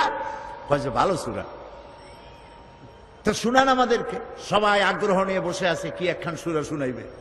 তো শুনাইলো ইন্না আ'তাইনাকাল আক ফাসাল্লি লিরাব্বিকা ওয়াজআক ইন্না শানিয়াকা হুয়াল আবলাহ। উম্মতেরা কয় কি সাংঘাতিক সূরা, পড়লে তো কাইসে মরে যাব। আরে ওর অর্থ কত বেকায়দা, এটা কোনো অর্থ হইল? ইন্না আ'তাইনাকাল আক, আমি তোমাকে হুতুম পেঁচা দান করছি। নবীও যে কায়দার, পাখিও সেই কায়দার। ফাসাল্লি লিরাব্বিকা ওয়াজআক, অতএব তুমি তোমার রবের উদ্দেশ্যে চিৎকার মারো। ইন্না শানিয়াকা হুয়াল আবলাক, কারণ তোমার শত্রুরা হবে সাদা এবং কালো রঙের। পৃথিবী সূর্য তো পশ্চিম দিক থেকে উদয় হবে, কিন্তু কোরআন শরীফের মতো একটি সূরা পারা তো দূরের কথা, একটি ছোট্ট সূরাও কেউ তৈরি করতে পারবে না। এবার জোরে সোরে বলেন সুবহানাল্লাহ। এটার নাম হচ্ছে কোরআন শরীফ। এটার নাম কি? কোরআন শরীফ। এই কোরআন হচ্ছে চিরন্তন শাশ্বত এক বিশাল মুজিজা। সুবহানাল্লাহ বলতে ইচ্ছে করে না ভাই? কোরআন কি মুজিজা। এই পৃথিবীতে আল্লাহ রাব্বুল আলামিন যত নবী পাঠিয়েছেন, সমস্ত নবীদের কি উন্নত মানের চরিত্র দিয়েছেন, আর মুজিজা দিয়েছেন, ওহী দিয়েছেন। সব নবীদেরকে কম বেশি মুজিজা দেওয়া হয়েছে। মুজিজা যারা পেলেন, মারা যাওয়ার সঙ্গে সঙ্গে মুজিজা শেষ হয়ে গেল, মুজিজার কার্যকারিতা আর রইল না। যেমন মুসা আলাইহিস সালামের মুজিজা ছিল হাতের লাঠি ফেলে দিলে কি হয়ে যেত। মুসা আলাইহিস সালাম ইন্তেকাল করেছেন, লাঠি খানা কবরে নিয়ে যান নাই। উম্মতেরা হাজারো চেষ্টা করে 1 সেকেন্ডের জন্য এক বিগত একটা সাপ বানাইতে পারে নাই। দাউদ আলাইহিস সালামের মুজিজা ছিল তার গলার আওয়াজ। এত সুন্দর আওয়াজ তাকে আল্লাহ রাব্বুল আলামিন দান করেছিলেন। তিনি যখন জাবুর শরীফ তেলাওয়াত করতেন, উড়ন্ত পাখিগুলি ওড়া বন্ধ করে হযরত দাউদের চতুর্দিকে বসে আল্লাহর কালাম শুনত। লোহা ধরে চাপ দিলে পরে পানি হয়ে হাতের কর দিয়া গলে গলে পড়ে যেত। ঈসা আলাইহিস সালামের মুজিজা ছিল অন্ধ মানুষের চোখের উপরে হাত দিলে চোখ ভালো হয়ে যেত। কুষ্ঠ ব্যাধিগ্রস্ত লোকের গায়ে হাত দিলে ব্যাধি ভালো হয়ে যেত। মুসা আলাইহিস সালাম দুনিয়া থেকে বিদায় হলেন, মুজিজাও বিদায় হয়ে গেল। সুলাইমান আলাইহিস সালামের মুজিজা ছিল সূরা আন-নামল, পড়ে দেখেন। গল্প শোনাচ্ছি না, কোরআন শোনাচ্ছি। হযরতে সুলাইমান সকাল বেলায় সিংহাসনে বসতেন। আল্লাহ বলেন 1 মাসের পথ বিনা ইঞ্জিনে উড়ে যেতেন। সন্ধ্যা বেলায় আর 1 মাসের পথ বিনা ইঞ্জিনে উড়ে ফিরে চলে আসতেন। হযরত সুলাইমান ইন্তেকাল করলেন, সিংহাসন কবরে নিয়ে যান নাই। উম্মতেরা 1 সেকেন্ডের জন্য জমিন থেকে 2 আঙ্গুল উপরে উঠাইতে পারে নাই। ঈসা আলাইহিস সালাম ইন্তেকাল করেন নাই, রব্বুল আলামিন তাকে উঠায় নিয়েছেন। তিনি যে অন্ধ লোকের চোখের উপরে হাত দিলে চোখ ভালো হয়ে যেত, তাকে আল্লাহ উঠায় নিলেন। তার ভক্ত অনুরক্ত, তার উম্মতের দাবিদার শত শত কোটি খ্রিস্টান পৃথিবীতে আছে, একটা অন্ধ লোকের চোখে হাত বুলাইয়া কারো চোখ ভালো বানাইয়া দিতে পারে নাই। প্রিয় ভাই সব, এই পৃথিবীতে রব্বুল আলামিন সব নবীকে কম বেশি মুজিজা দিয়েছেন, সব থেকে শ্রেষ্ঠ মুজিজা দিয়েছেন আমাদের নবীকে। নবীজি মুহাম্মদুর রাসূলুল্লাহ সাল্লাল্লাহু আলাইহি ওয়াসাল্লামের জীবনে হাজার হাজার মুজিজা সংঘটিত হয়েছে। নবীজির সমস্ত মুজিজার ভিতরে সর্বশ্রেষ্ঠ মুজিজা যেটা, তার নাম কোরআন। রাসূলের মুজিজার নাম কি? রাসূল দুনিয়া থেকে চিরকালের জন্য বিদায় হয়ে গেছেন, মুজিজা কবরে নিয়ে যান নাই, মুজিজা রেখে গেছেন। এই মুজিজা থাকবে কিয়ামত পর্যন্ত, লোকেরা শুনবে, বোঝে না তাও কান্দে। রমজান মুবারকের মাসে তারাবির নামাজের ভিতরে লোডশেডিং হয়, বিদ্যুৎ চলে গেছে, পাখা ঘোরে না, গরমের মধ্যে ঘরমাক্ত হয়, কোরআন শোনা বাদ দিয়া নামাজিরা বাইর হয়ে যায় না। সারা পৃথিবী জুড়ে সব থেকে বেশি যে কিতাব পড়া হয়েছে তার নাম কোরআন শরীফ। আজও কোরআন শুনে কাফের বেঈমান ইহুদি খ্রিস্টান মুসলমান হয়ে যায়, পড়ে লা ইলাহা ইল্লাল্লাহু মুহাম্মাদুর রাসূলুল্লাহ। শ্রেষ্ঠ মুজিজা, সুবহানাল্লাহ বলে। সারা বিশ্বের চিরবিস্ময় এই কোরআনকে আল্লাহ রাব্বুল আলামিন নাজিল করে হেফাজতের ব্যবস্থা করেছেন। আল্লাহ রাব্বুল আলামিন বলেন, ইন্না নাহনু নাযালনা যিকরা ওয়া ইন্না লাহু লাহাফিজুন। কোরআন নাজিল করেছি আমি আল্লাহ, আর এর সংরক্ষণের সবটুকুন দায়িত্ব আমি গ্রহণ করেছি। কোরআন হেফাজতের দায়িত্ব কার? আল্লাহ হেফাজত করছে। মানুষের সিনার ভিতরে এটাকে বদ্ধমূল করে দিয়েছেন। আল্লাহু আকবার। ছোট্ট ছোট্ট বাচ্চারা মুখস্থ করে, এতটুকু এতটুকু বাচ্চা 7 বছর 8 বছর বয়স কোরআন শরীফ মুখস্থ করে ফেলাইছে। এটা যদি আল্লাহর না হতো তাহলে কি সম্ভব ছিল ভাই? সম্ভব ছিল না। প্রতি রমজান মাসে, বুখারীর হাদিস, প্রতি রমজান মাসে জিবরাইল আলাইহিস সালাম নবী করিম সাল্লাল্লাহু আলাইহি ওয়াসাল্লামের কাছে আসতেন আর বলতেন, এ পর্যন্ত যতটুকু নাজিল হয়েছে আমাকে পড়ে শোনান। নবী করিম সাল্লাল্লাহু আলাইহি ওয়াসাল্লাম তেলাওয়াত করে শোনাইতেন আর জিবরাইল আলাইহিস সালাম শুনতেন। এরপরে হযরত জিবরাইল বলতেন, ইয়া রাসূলুল্লাহ, এবার আমি পড়ি, আপনি শোনেন। এটা এই জন্য করতেন যাতে করে আল্লাহর কালাম মুখস্থ করার ব্যাপারে কোনো ভুল ত্রুটি হয়ে না যায়। দেখেন না, রমজান মাস আসার আগে হাফেজ সাহেবরা একজন আরেকজনের শুনাইতে থাকে যাতে ইয়াদে কোনো রকম সর্বনাশ না হয়। 3 পারা দিয়ে 7 পারায় না ঢোকে, 9 পারা দিয়ে 13 পারায় না যায়।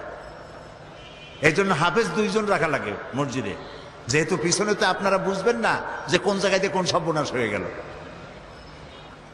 ঠিক কিনা বলেন?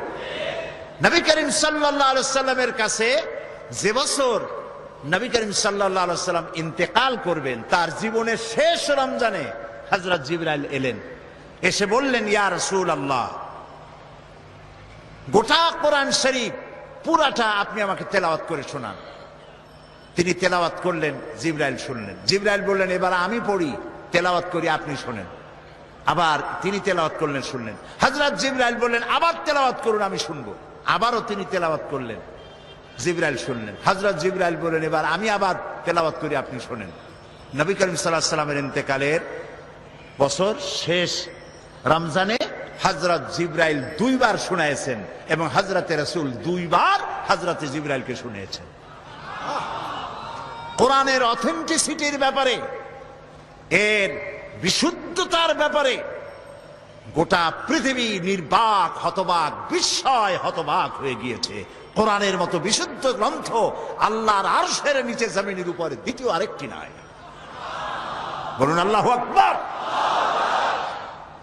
এ হচ্ছে সেই কোরআন।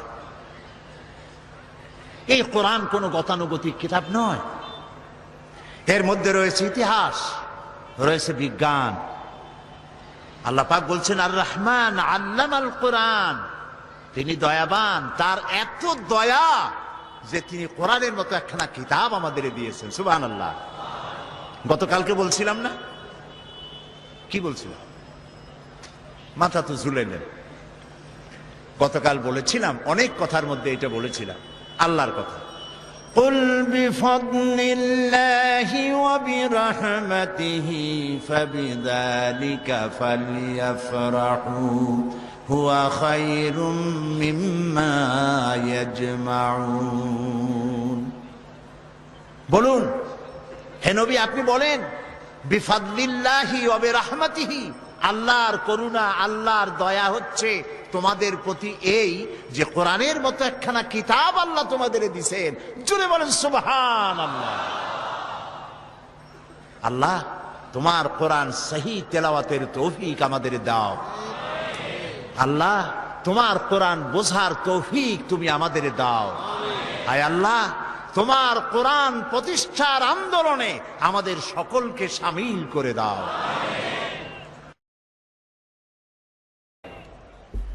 কোরআন, এতে রয়েছে ইতিহাস, এতে রয়েছে দর্শন, ভূগোল, খগোল, নৃতত্ত্ব, ভূতত্ত্ব, এতে রয়েছে জিওমেট্রি, ম্যাথামেটিক্স, অ্যালজেব্রা, এতে রয়েছে পৌরবিজ্ঞান, সমাজ বিজ্ঞান, এতে রয়েছে স্বরাষ্ট্র, পররাষ্ট্র নীতি, রয়েছে অর্থনীতি, রয়েছে রাজনীতি, সব নীতি রয়েছে এর মধ্যে। কিন্তু রাজনীতি আছে বলে কোরআন কোন রাজনীতির কিতাব নয়। ভাইরা বুঝতেছেন আপনারা? রাজনীতি আছে বলে কোরআনকে কি আমরা রাজনীতির কিতাব বলবো? কখনো বলবো না। কোরআনে বিজ্ঞান আছে তাই বলে আমরা এটা বিজ্ঞানের কিতাব বলবো না। কোরআনে অর্থনীতি আছে বলে এটাকে আমরা অর্থনীতির কিতাব বলবো না। তবে কি বলবো? আমরা বলবো এই পৃথিবীর মানব গোষ্ঠী তাদের জীবন পরিচালনার জন্যে যত নীতি প্রয়োজন, সকল নীতির মূল নীতি বিধৃত হয়েছে এই কোরআনের মধ্যে। সব আছে, আল্লাহ তাআলা সব কথা খুলে খুলে বয়ান করে দিয়েছেন।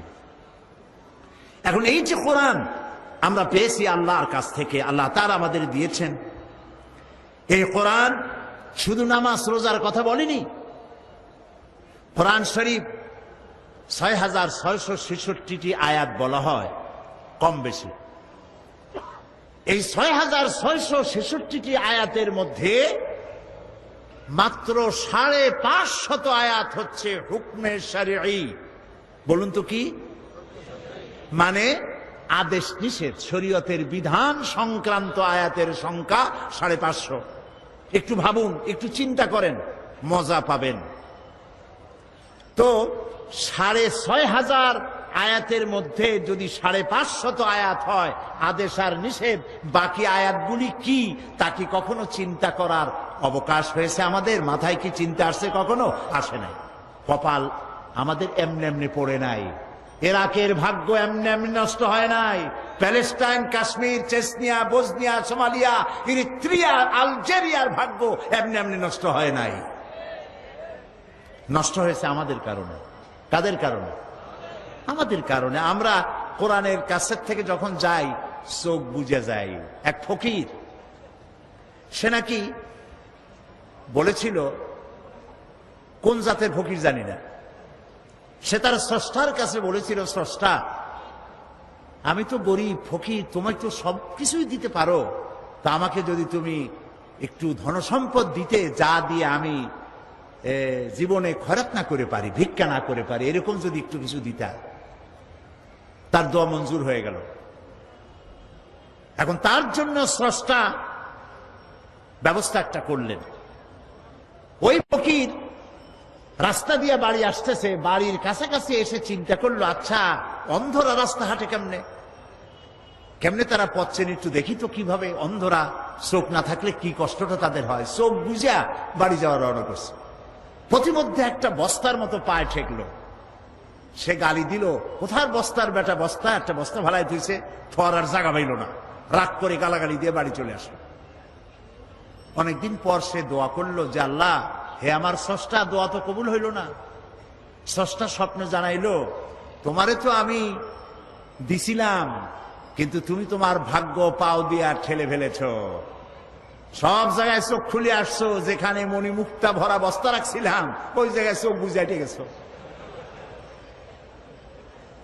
এই পৃথিবীতে মানুষের, মুসলমানেরা তাদের স্বাধীনতা, সার্বভৌমত্ব, তাদের ইজ্জত, তাদের সম্ভ্রম, তাদের নেতৃত্ব, তাদের কর্তৃত্ব, তাদের প্রভুত্ব পৃথিবীর উপরে প্রতিষ্ঠিত করে দেবে যে কোরআন, সেই কোরআনের ব্যাপারে তারা অন্ধ। সব বোঝে, কোরআন বোঝে না। বিমল মিত্রের কড়ি দিয়া কিনলাম বই, এত বড় বই, আগাগোড়া পড়তে মাথায় যন্ত্রণা হয় না। শরৎচন্দ্র, বঙ্কিম, রবীন্দ্রনাথের রচনাবলী এত বড় বড়, সব পড়ে মাথায় যন্ত্রণা হয় না। কিন্তু কোরআনে কারিমের অনুবাদ সহ পড়তে গেলে মাথায় যন্ত্রণা, পেটে গ্যাস্ট্রিক, চোখের মধ্যে জ্বালা করে, কানের মধ্যে সনসন করে, তাই তকদিরও ঠন ঠন করে। এই তকদিরকে যদি আমরা তকদির খুলতে চাই, ভাগ্য বদলাতে চাই, এই কোরআনের বিকল্প আকাশের নিচে জমিনের উপরে কিচ্ছু নাই। প্রিয় ভাই সব, এই কোরআন এমন এমন ঘটনা বর্ণনা করেছে যা ষষ্ঠ শতাব্দীর দুনিয়া এর কিছুই জানতো না। এ কোরআন অবশ্য কিছু কিছু ঘটনা ইহুদিদের কিতাব এসছে, কিন্তু তা অতিরঞ্জিত, বিকৃত হয়ে এসেছে। আল্লাহ পাক ওহীর মাধ্যমে নবী করিম সাল্লাল্লাহু আলাইহি সাল্লামকে ইতিহাস শিখাইছেন, ইতিহাস জানিয়েছেন। আদম আলাইহিস সালাম, নূহ আলাইহিস সালাম, ইব্রাহিম আলাইহিস সালাম, ফিরাউন, নমরুদ ইত্যাদির ইতিহাস, রাসূলকে সঠিক ইতিহাস কে শিখাইছে বলেন? আল্লাহ রাব্বুল আলামিন বলেন, تلك من أنباء الغيب نوحيها إليك ما كنت تعلمها أنت ولا قومك من قبل هذا। এটা হলো সেই অজ্ঞাত ঘটনা বলি, যা আপনি এ সম্পর্কে কিছুই জানতেন না, আপনিও জানতেন না, আপনার কওমও জানতো না। আমি ওহীর মাধ্যমে সঠিক ঘটনাগুলি আপনাকে জানিয়ে দিয়েছি। হযরত ইউসুফ আলাইহিস সালামের ঘটনা বর্ণনা করে আল্লাহ পাক বলছেন, যালিকা মিন আনবাইল গায়বি নূহিহি ইলাইকা ওয়া মা কুনতা লাদাইহিম ইয আজমাউ আমরাহুম ওয়া হুম ইয়ামকুরুন। এটা হলো সেই ঘটনা যা আমি ওহীর মাধ্যমে আপনাকে জানিয়েছি, ইউসুফ আলাইহিস সালামের ঘটনা। অথচ তার ভাইরা যখন ঐক্যবদ্ধভাবে তার বিরুদ্ধে ষড়যন্ত্র করতেছিল, তখন আপনি সেখানে উপস্থিত ছিলেন না। আমি ওহীর মাধ্যমে প্রাগ ঐতিহাসিক এসব ঘটনা আপনাকে জানিয়ে দিয়েছি। আল্লাহ রাব্বুল আলামিন হযরত মূসা আলাইহিস সালামের ঘটনা রাসূলকে কোরআনের মাধ্যমে শোনাচ্ছেন আর বলছেন, وما كنت بجانب الغربي إذ قضينا إلى موسى الأمر وما كنت من الشاهدين।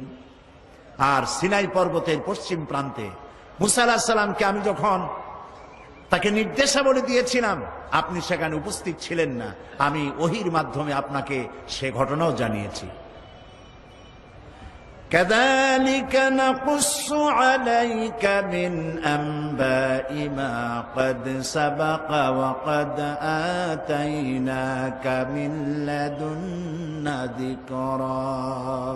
এভাবেই আপনার কাছে অতীতের সমস্ত ঘটনা বলি আমি আপনাকে নিজের নিকট থেকে একটির পর একটি করে ওহীর মাধ্যমে জানিয়ে দিয়েছি।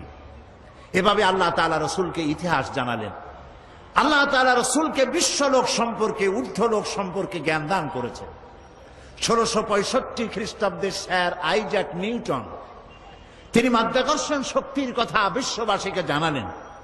কিন্তু আশ্চর্যের কথা যে নবী করিম সাল্লাল্লাহু আলাইহি ওয়াসাল্লাম কখনো কোনো সায়েন্স ল্যাবরেটরিতে কোনো গবেষণা করেননি, কোনো একাডেমিক কোয়ালিফিকেশন গ্রহণ করেননি, লিখতে জানেন না, পড়তে জানেন না।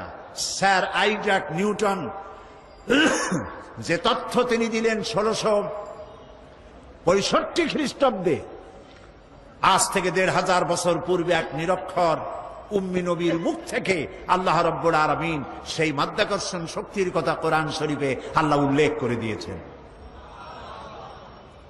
আল্লাহ রাব্বুল আলামিন বলেন, ইন্নাল্লাহা ইউমসিকুস সামাওয়াতি ওয়াল আরদা আন তাজুলা, নিশ্চয়ই আল্লাহ নবমণ্ডল এবং ভূমণ্ডলকে এমন ভাবে ধারণ করে রেখেছেন যে এটা পরস্পর থেকে বিচ্ছিন্ন হতে পারে না।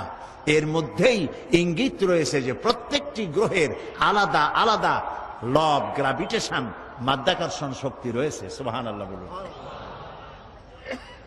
আমি ব্ল্যাক হোলের কথা আপনাদেরকে গত বছর না কবে শুনিয়েছিলাম। এই ব্ল্যাক হোলের কথা, অন্ধকূপের কথা আজ বিজ্ঞানীরা বলছেন। মহাশূন্যের ভিতরে রয়েছে ব্ল্যাক হোল। ব্ল্যাক হোলটা কি, একথা আমি আপনাদের সামনে আলোচনা করেছিলাম যে সূর্য হচ্ছে পৃথিবীর চাইতে 13 লক্ষ গুণ বড়, আর গ্যালাক্সির ভিতরে, ছায়াপথের ভেতরে, মিল্কি ওয়ের ভেতরে রয়েছে অসংখ্য তারকা এমন, যার এক একটি তারকা যে সূর্য পৃথিবীর চাইতে 13 লক্ষ গুণ বড়, এরকম 2.5 থেকে 3 কোটি সূর্য খাইয়া হজম করতে পারে এমন হাজার হাজার তারকা আল্লাহ তাআলা মহাশূন্যে রেখে দিয়েছেন। বিজ্ঞানীরা মনে করেছিল এইটাই সব থেকে বড়, মহাশূন্যের থেকে বড় আর কিছু নাই। পরবর্তী সময় বিজ্ঞানীরা দেখলো যে না, ওর থেকেও বড় জিনিস আছে। সেটা কি? সেটা হলো ব্ল্যাক হোল, অন্ধকূপ। সেই অন্ধকূপ হচ্ছে এত বড় কূপ যে তারকাগুলি, ওই তারকা, কোন তারকা কোন তো, যে তারকায় সূর্য খাইতে পারে, এই রকমের অসংখ্য সূর্য খাইয়া হজম করতে পারে যে তারকাগুলি, সেই তারকাগুলি মহাশূন্যে ঘুরতে ঘুরতে যদি ব্ল্যাক হোলের রেঞ্জের ভিতরে এসে যায়, তাহলে ব্ল্যাক হোল এই তারকাগুলিকে চকলেটের মতো চুষে নিমিষের মধ্যে অদৃশ্য করে দেয়। এই কথা বিজ্ঞান বলল কবে? এই মাত্র কদিন আগে। আল্লাহ রাব্বুল আলামিন এই ধারণা আজ থেকে 1500 বছর আগে নবীজির কাছে ব্ল্যাক হোলের ধারণা দিয়ে রেখেছেন। আল্লাহ তাআলা বলছেন, ফালা উকসিমু বিমাওয়াকিন নুজুম, শপথ সেই পতিত স্থানের যেখানে তারকাসমূহ নিপতিত হয়। বিজ্ঞানীরা খুঁজলো তারকাগুলি নিপতিত হয় কোথায়, তারা খুঁজে পেল সেই ব্ল্যাক হোলের ভেতরে তারকাগুলি নিপতিত হয়। এই কথা আজকে আবিষ্কার হলো, কিন্তু কোরআন বলেছে অনেক অনেক অনেক আগে। সুবহানাল্লাহ। প্রিয় ভাই সব, মানুষ এই যে চন্দ্র, সূর্য, সৌরজগৎ সম্পর্কে এর গতিশীল, সবকিছুই যে গতিশীল, কোপারনিকাস, কেপলার, গ্যালিলিও, নিউটন, এসব বিজ্ঞানীদের জানার বহু পূর্বে ইসলাম, কোরআন মানুষকে তা জানিয়ে দিয়েছে। এই পৃথিবীর সবকিছুই গতিশীল, এ সম্পর্কে মানুষের বিভিন্ন ধারণা ছিল। কেউ বলেছে চন্দ্র ঘোরে, কেউ কয় সূর্য ঘোরে, কেউ কয় কিছুই ঘোরে না, কেউ কয় সম্ভবত আমরাও ঘুরি। কিন্তু মূল কথাটা কি, ঘোরে কে, এ বিষয়ে ফাইনাল সিদ্ধান্ত কে দিতে পারবেন বলেন তো সবাই? আল্লাহ রাব্বুল আলামিন দুনিয়াবাসীকে আজ থেকে 1500 বছর আগে সবকিছুই যে গতিশীল সে সম্পর্কে আল্লাহ পাক জানায় দিলেন, লাশ-শামসু ইয়ানবাগি লাহা আন তুদরিকাল কমারা ওয়ালাল লাইলু সাবিকুন নাহার ওয়া কুল্লুন ফি فلك يسبحون প্রবল জ্ঞানী হইবে যাহারা আপন মনেতে বুঝিবে তাহারা রাত্রি পারে না কি যাইবার দিনের স্থান করি অধিকার চন্দ্র বাঁধে না সূর্যের গায়েতে সূর্য পারে না চন্দ্রকে ধরিতে যার যে স্থান বহল রাখিয়া ভ্রমণ করিছে খোদাকে ডরিয়া ওয়াকুল্লুন ফি ফালাকি ইয়াসবাহুন যা কিছু আছে মহাশূন্যে সব ঘুরছে ঘুরছে ঘুরছে কেউ দাঁড়ানো নাই পৃথিবী ঘোরে চন্দ্র ঘোরে সূর্য ঘোরে সব ঘুরছে এই তথ্য আল্লাহ তাআলা দিয়েছে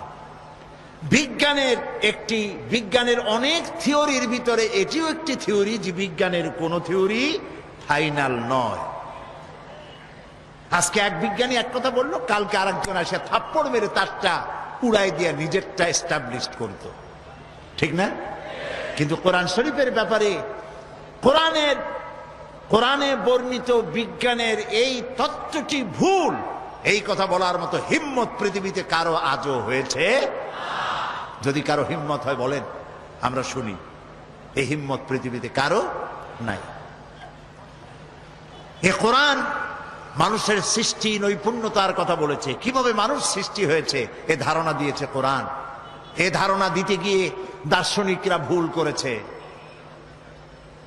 মার্কস বলেছেন মানুষ পেট সর্বস্ব ফ্রয়েড বলেছেন মানুষ সেক্স সর্বস্ব ডারউইন বলেছে মানুষ মানুষই না মানুষ বান্দরের গোষ্ঠী কত বড় উল্লুক ওরা ওদের মাতামহ বান্দর ওদের পিতামহ ভাল্লুক এগুলি বলে তারা তৃপ্তি পেতে পারে কিন্তু মুসলমানদের এতে কোনো তৃপ্তি নাই মুসলমানের তৃপ্তি কোথায় এবং মানুষের উৎপত্তি কোথায় অরিজিন কোথায় তা বলতে পারবেন কে ডারউইনের 14 গোষ্ঠীও বলতে পারবে না কে পারবে কেবলমাত্র সে আল্লাহ রাব্বুল আলামিন কোরআনের মধ্যে ধারণা দিয়ে দিয়েছেন তোমাদের উৎপত্তি কোত্থেকে তোমাদের দাদা নানা বান্দর না কেউ যদি বলে আমার নানা বান্দর আমার দাদা উল্লুক এই সব কথা বলার মধ্যে কোনো কৃতিত্ব আছে কোনো মজা আছে কোনো মর্যাদা আছে আল্লাহ তাআলা শিখিয়ে দিয়েছে আমরা আদম থেকে আমরা বান্দর থেকে না আমরা আদম থেকে আর আদম মাটি থেকে সুবহানাল্লাহ বলেন সুবহানাল্লাহ প্রিয় ভাই সব কোরআন এসব কথায় বৈজ্ঞানিক তত্ত্বগুলি আল্লাহ তাআলা কোরআনের মধ্যে স্পষ্ট করে মানব গোষ্ঠীকে জানিয়ে দিয়েছে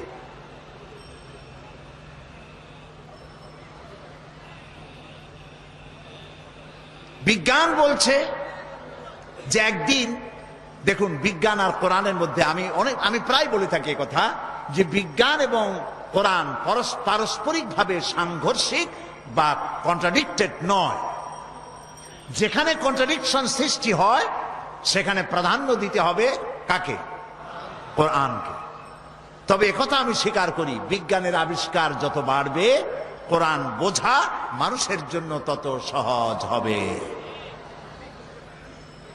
এখন বিজ্ঞান বলছে যে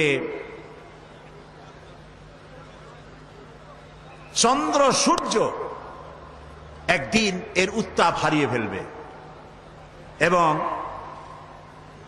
চাঁদে কোনো আলো থাকবে না সূর্যে কোনো আলো থাকবে না এমন এক সময় আসবে কে বলল বিজ্ঞান বলল বিজ্ঞানের আজকের এই বক্তব্য 1500 বছর আগে আল্লাহ রাব্বুল আলামিন কোরআনে কারীমের মাধ্যমে নবীজিকে জানায় দিয়েছেন ইয়াসআলু আইয়ানা ইয়াউমুল কিয়ামা ফাইদা বারিকাল বাসার ওয়া খাসাফাল কামার ওয়া জুমিআশ শামসু ওয়াল কামার আল্লাহ তাআলা বলেন এরা রাসূলকে জিজ্ঞেস করে যে কিয়ামত কবে হবে আল্লাহ তাআলা বলেন নবীজি আপনি বলে দেন যেদিন মানুষ তার দৃষ্টি শক্তি ঝলসে যাবে আর চাঁদে কোনো আলো থাকবে না সূর্যেরও একই অবস্থা হয়ে যাবে চাঁদ এবং সূর্যের আলো থাকবে না এই কথা আজকে বলতেছে বিজ্ঞানীরা কিন্তু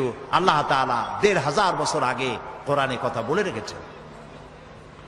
ইযা শামসু কুবিরাত ওয়া ইযান নুজুমুন কাদারাত ওয়া ইযাল জিবালু সুজ্জিরাত। যেদিন সূর্যে কোনো আলো থাকবে না, নক্ষত্রগুলো স্থানচ্যুত হয়ে যাবে আর পাহাড়গুলো সরে যাবে।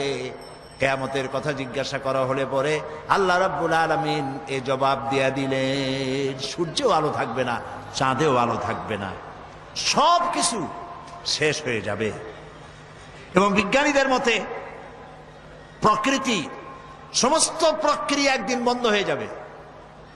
এই প্রকৃতি, এই সূর্য চন্দ্রের চলাচল, এই সমুদ্র মহাসমুদ্রের জোয়ার ভাটা, এই পৃথিবীর চলমান সভ্যতা, এর সব কিছু একদিন শেষ হয়ে যাবে, বিজ্ঞানীরা বলছে। কিন্তু এই সব বক্তব্য আজ তারা বলছেন বা কিছুদিন আগে বলছেন। এবার আল্লাহ কি বলছেন দেখুন, কোরআনে কারীমের মাধ্যমে আল্লাহ তাআলা বিশ্ববাসীকে ১৫০০ বছর পূর্বে জানায় দিয়েছেন, কুল্লু মান আলাইহা ফানি ওয়া ইয়াবকা ওয়াজহু রাব্বিকা যুল জালালি ওয়াল ইকরাম। বিশ্ব যা কিছু আছে সব ধ্বংস হয়ে যাবে, একমাত্র অবশিষ্ট থাকবেন তিনি, যিনি এই সব কিছুকে সৃষ্টি করেছেন। তার অস্তিত্ব ছাড়া আর সব শেষ হয়ে যাবে। সুতরাং বিজ্ঞান যা কিছু আমাদেরকে বলেছে তার বহুলাংশে আল্লাহ তাআলা কোরআনে কারীমের মধ্যে এই তত্ত্বগুলি আমাদেরকে জানিয়ে দিয়েছে। আজ যে উদ্ভিদের কথা বলা হচ্ছে, উদ্ভিদ সম্পর্কে গবেষণা চালিয়ে বিজ্ঞানীরা বলছেন, এই সিদ্ধান্তে তারা উপনীত হয়েছেন যে প্রকৃতির মধ্যে উদ্ভিদ হচ্ছে মানুষের সব থেকে বড় বন্ধু। আল্লাহ তাআলা কথা কোরআনে কারীমের মধ্যে বলে রেখেছেন উদ্ভিদ সম্পর্কে, ওয়াল আরদা বাদা যালিকা দাহাহা আখরাজা মিনহা মাআহা ওয়া মারআহা। আল্লাহ তাআলা অতঃপর তিনি জমিনকে বিস্তার করে দিয়েছেন এবং এর দ্বারা তিনি উদ্ভিদ উদ্গত করে দিয়েছেন। গাছের চারা হলো এই যে গাছগুলি, গাছ আমাদের বন্ধু। গাছ আমাদের কি বলেন সবাই? গাছ আমাদের বন্ধু। আমাদের বন্ধু, সেই জন্য এদের প্রাণ সংহার করি আমরা চোখ বুজিয়া। গাছ আমাদের বন্ধু। সারাদিন সারা রাত অহরহ পৃথিবীর মানুষ এবং প্রাণী জগৎ বাতাস থেকে বিশুদ্ধ অক্সিজেন গ্রহণ করে আর নাক থেকে সবগুলিকে কার্বন ডাই অক্সাইড করে বের করে দেয়। পরিবেশ নষ্ট হয়ে যায়, বিষাক্ত হয়ে যায়। এই বিষাক্ত পরিবেশকে পরিশুদ্ধ করার জন্য পৃথিবীর মানুষের কোনো ফ্যাক্টরি নাই, কলকারখানা নাই। আল্লাহ তাআলা গাছ বানিয়েছেন। এই গাছ গুল্মলতা, তৃণলতার রং হলো সবুজ। আর এই সবুজের কাজ হচ্ছে, এই সবুজের খাদ্য হলো আমাদের জন্য যেটা বিষ, সবুজের জন্য সেটা খাদ্য। আমাদের ছেড়ে দেওয়া কার্বন ডাই অক্সাইড তারা গ্রহণ করে এবং সূর্যের উত্তাপ, সূর্যের আলো আর গ্রিন রং দুটোতে মিলে এক প্রকারের রন্ধন ক্রিয়ার মধ্য দিয়ে সারা রাত বসে এটাকে তারা আবার অক্সিজেন বানায়া শূন্যের ভিতরে ছেড়ে দেয়, যা দিয়ে জগৎবাসী বেঁচে থাকে। সুবহানাল্লাহ। এই জন্য আপনি প্রয়োজনে তো গাছের পাতা ছিঁড়বেন, কিন্তু বিনা প্রয়োজনে আপনি প্রয়োজনে গাছ কাটবেন, বিনা প্রয়োজনের গাছের পাতাও ছিঁড়বেন না, কারণ গাছের পাতাগুলি আল্লাহর জিকির করে। মুসলিম শরীফের হাদিসে এসেছে, কেউ যদি একটি গাছ লাগায় সৎ নিয়ত করে, ওই গাছের ফল যত প্রাণীতে খাবে, যত পাখিতে খাবে, মানুষের আশ্রয় নিবে, মানুষের উপকৃত হবে, সদকায়ে জারিয়ার এই সওয়াব কিয়ামত পর্যন্ত বৃক্ষ যে লাগিয়েছিল তার আমলনামায় লেখা হবে। সুতরাং গাছ কাটবেন বেশি না লাগাবেন বেশি? বলেন কি করবেন বেশি? বেশি করে লাগাবেন, বেশি করে লাগাবেন। নবী করিম সাল্লাল্লাহু আলাইহি ওয়াসাল্লাম যখন যুদ্ধে যেতেন তখন কয়েকটি কথা সাহাবায়ে কেরামদেরকে শুনিয়ে দিতেন। এক নম্বরে বলতেন, অসুস্থ, বৃদ্ধ, নারী, শিশু, এই লোকদের উপরে হস্তক্ষেপ করবে না, অত্যাচার করবে না। 2 নম্বরে বলতেন কোন ফলদার বৃক্ষকে কর্তন করবে না, কোন ফলদার বৃক্ষ কাটবে না, নিষেধ করে দিতেন। সুতরাং গাছ, উদ্ভিদ যে আমাদের বন্ধু, একথা আজকের নতুন আমরা শুনতেছি, কিন্তু কোরআন হাদিসে সব কথা বলে রেখেছে অনেক অনেক আগে। আমি আপনাদেরকে বুঝাতে চেষ্টা করেছি যে কোরআনে কারীম আল্লাহ রাব্বুল আলামিন নাজিল করেছেন পৃথিবীর সমস্ত মানুষের কল্যাণের জন্য। এর মধ্যে রয়েছে বিজ্ঞান, রয়েছে অর্থনীতি, রয়েছে দর্শন, রয়েছে রাজনীতি, সব আছে। তিবিয়ানান লিকুল্লি শাই, আল্লাহ তাআলা বলছেন আমি সব কথা খুলে খুলে বয়ান করে দিয়েছি কোরআনের মধ্যে। আমরা বলি সুবহানাল্লাহ। প্রিয় ভাই সব, আবারও বলি, এই কোরআনের মধ্যে রাজনীতি আছে বলে এটা রাজনীতির কিতাব নয়, মুখস্থ করুন এবং মনে রাখেন। বিজ্ঞান আছে বলে এটা বিজ্ঞানের কিতাব নয়। পররাষ্ট্র স্বরাষ্ট্রনীতি আছে বলে পররাষ্ট্র স্বরাষ্ট্রনীতির কিতাব নয়। বিষয়টা কি? বিষয়টা হচ্ছে আমার জীবন আপনার জীবন, আমার ব্যক্তি আপনার ব্যক্তি, পরিবার, সমাজ, রাষ্ট্র তথা বিশ্বকে পরিচালনা করার জন্য যত নীতিমালা প্রয়োজন, সমস্ত নীতিমালার মূল নীতি যে কিতাবে লেখা হয়েছে সেই কিতাবের নাম বলে সুবহানাল্লাহ। এই জন্য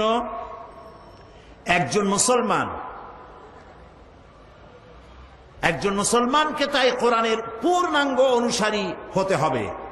কোন একজন মুসলমান কোন অবস্থাতেই ধর্ম নিরপেক্ষ হতে পারবে না।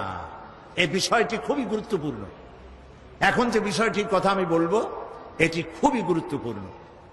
শুনতে চান না চান না? প্রিয় ভাই সব, শুনতে হবে, তাহলে কাজে লাগবে। যদি শুনি আর বুঝি কাজে লাগবে। বলেন আলহামদুলিল্লাহ। এই ধর্মনিরপেক্ষ মতবাদের কথা গত বছর আমি এখানে বলেছি। আমি 1997 সনে পার্লামেন্টে তদানীন্তন প্রধানমন্ত্রীর সামনে ধর্মনিরপেক্ষ মতবাদের ব্যাখ্যা আলোচনা করেছি। আপনারা রেডিও, টেলিভিশন, পত্র পত্রিকায় অবশ্যই তা দেখতে পেয়েছেন। এবং এটি আমাদেরকে জানতে হবে, বুঝতে হবে, একজন মুসলমান কোন অবস্থায় ধর্মনিরপেক্ষ মতবাদের অনুসারী হতে পারে না। কেন পারে না? কেন পারে না সেই জন্য জানতে হবে ধর্মনিরপেক্ষ মতবাদের ইতিহাস। ধর্মনিরপেক্ষ মতবাদ তৈরি হয়েছে মধ্যযুগীয় ইউরোপ সভ্যতায়। কাগজ কলম থাকলে নোট নেন, আর না থাকলে ব্রেনে, মেমোরিতে তুলে রাখুন, তাহলে আরেকজনের কথার জবাব দিতে পারবেন। মধ্যযুগীয় ইউরোপ সভ্যতায় তখন চলতেছিল চার্চ দিয়ে পাদ্রীরা ধর্মের নামে রাজ্য চালাতো। শুনতেছেন কথা আপনারা? ধর্মের নামে রাষ্ট্র চালাতো। তারা ধর্মের নামে রাষ্ট্র চালাতে গিয়ে নারীদের ব্যাপারে বলল নারীরা হলো শয়তানের ব্রোকার। ব্রোকার বোঝেন? ধরেন তো বাংলায় কি কয়? দালাল, শয়তানের দালাল। তার মানে তিনি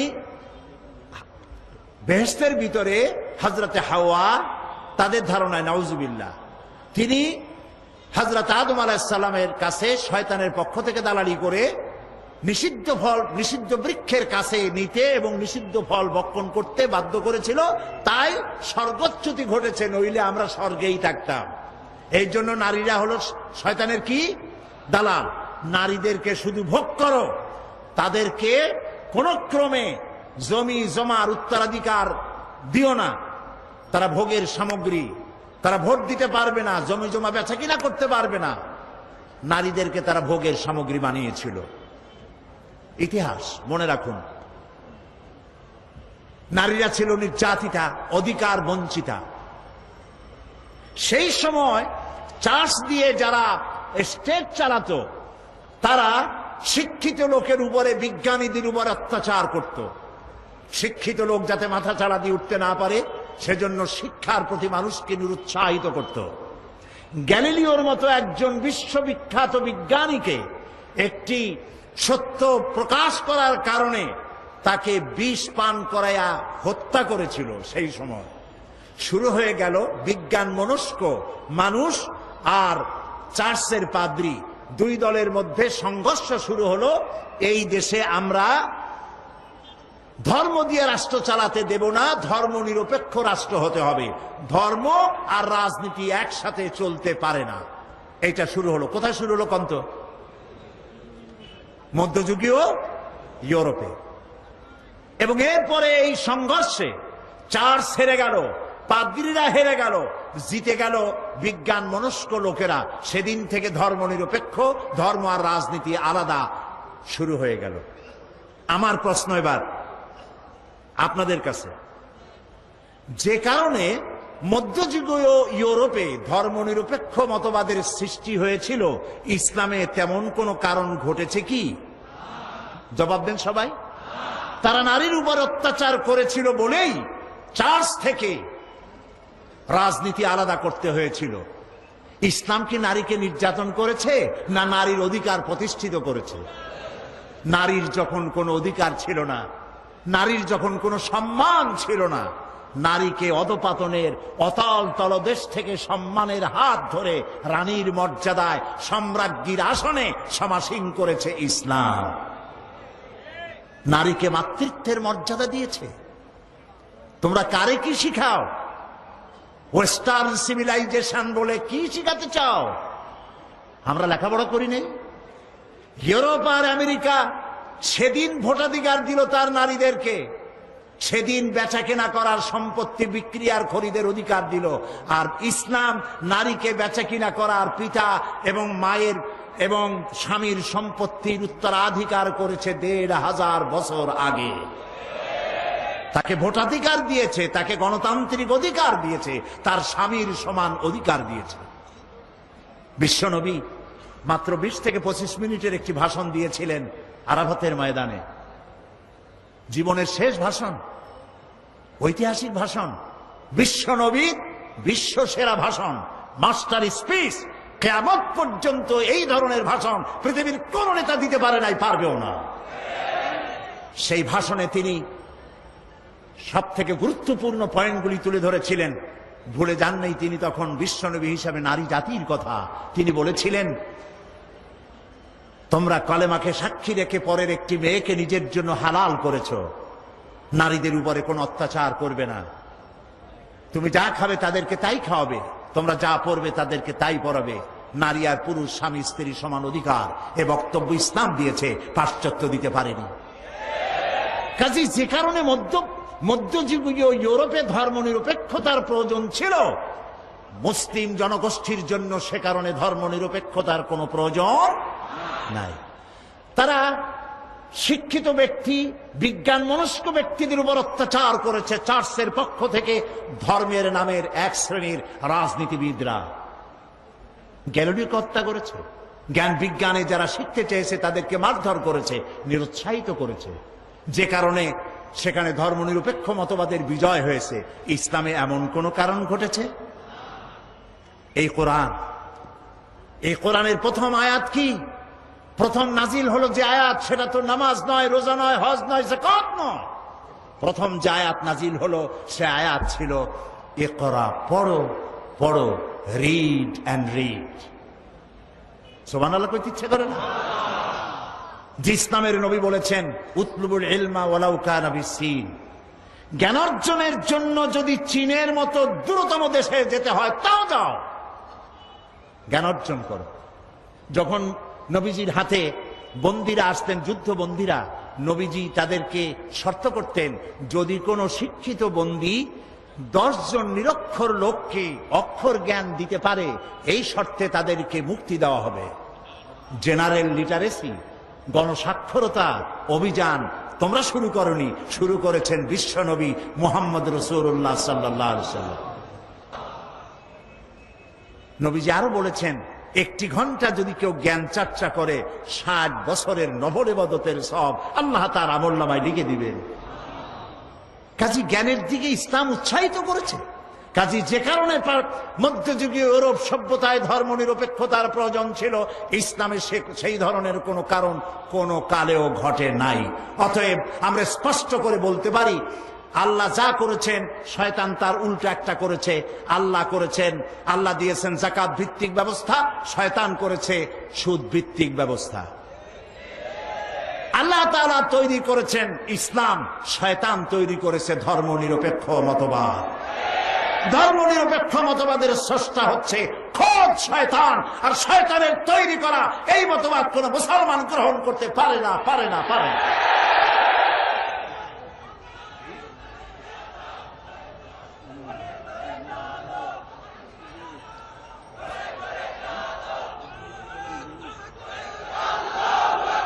প্রিয় ভাই সব,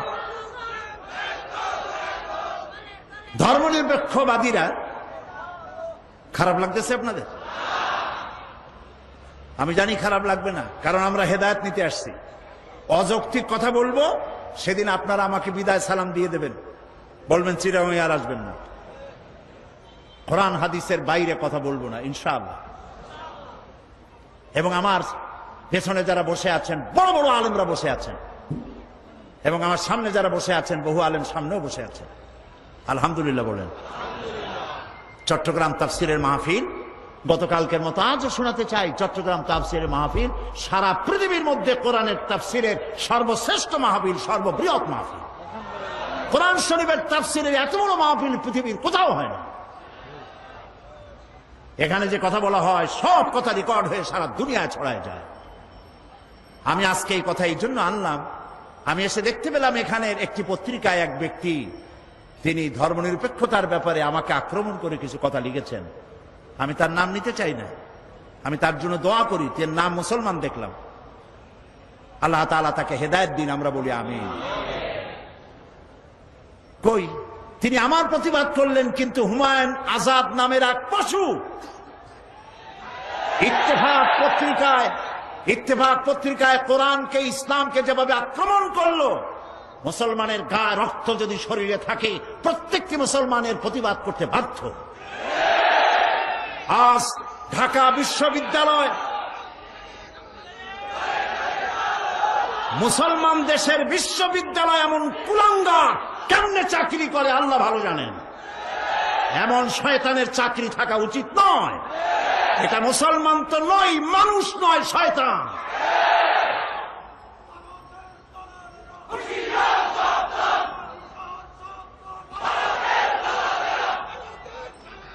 প্রিয় ভাই সব, তবে আশ্চর্য লাগে, থামুন, আশ্চর্য লাগে যে ধর্মনিরপেক্ষ মতবাদের লোকেরা আমার বক্তব্যের প্রতিবাদ যদি কোনো আলেম করতেন, আলেম হিসেবে পরিচিত, খালি লম্বা জামা গায়ে থাকলে হবে না, বাংলাদেশের লোকেরা আলেম হিসেবে চেনে, এরকম কোন আলেম যদি আমার প্রতিবাদ করেন, আমি যৌক্তিক প্রতিবাদ মানতে হাজার বার বাধ্য। আমার ভুল আমাকে ধরিয়ে দিলে আমি সে ভুল সংশোধন করব না, এমন ভুল আমি জীবনেও করব না। বরং আমার কাছে আমার বন্ধু তো সেই ব্যক্তি যে ব্যক্তি আমার ভুল আমাকে শুধরে দেয়, আমি তার জন্য দোয়া করি। আমি মানুষ, আমার ভুল তো হতেই পারে, কিন্তু আমি আদর্শগত কথা, কোরআন হাদিসের কথা যা বলি, আমি হিসাব করে বলি, পড়াশোনা করেই বলি। প্রিয় ভাই সব, ধর্মনিরপেক্ষবাদীরা মানুষকে বোকা বানায় ধোঁকা দিয়ে। তারা বলতে চায় ধর্মনিরপেক্ষতার অর্থ ধর্মহীনতা নয়। আমি ধর্মনিরপেক্ষতার ইংরেজি কি বলুন তো? সেকুলারিজম। এখন চলুন, ইংরেজি ভাষায় বিশ্ববিখ্যাত ডিকশনারির নাম হলো random house dictionary of English language. এটা হলো পৃথিবীর সর্বশ্রেষ্ঠ ইংলিশ ডিকশনারি। আমরা দেখি সেকুলারিজমের অর্থ তারা কি করেছে। এই বইতে সেকুলারিজমের তারা তিনটি সংজ্ঞা দিয়েছে। Number 1, not regarded as religious or spiritually sacred।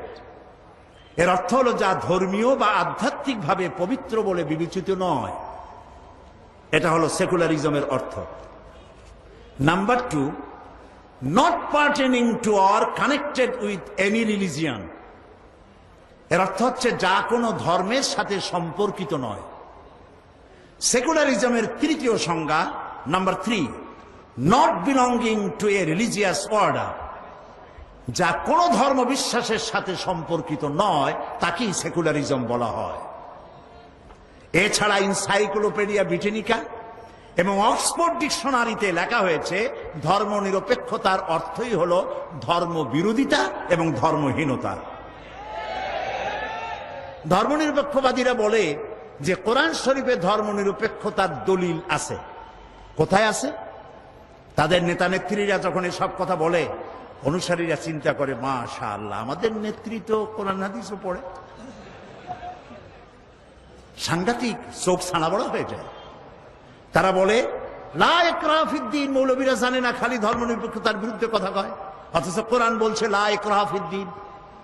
মানুষের ধর্মের মধ্যে বাড়াবাড়ি নাই, ধর্মের মধ্যে বাড়াবাড়ি নাই, অর্থ এটাই, লা ইকরাহা ফিদ্দীন। কিন্তু আয়াত নাজিল হয়েছে কখন, কি উদ্দেশ্যে? এর অর্থ হচ্ছে এই যে জবরদস্তি করে কোনো অমুসলিমকে মুসলমান বানানো যাবে না।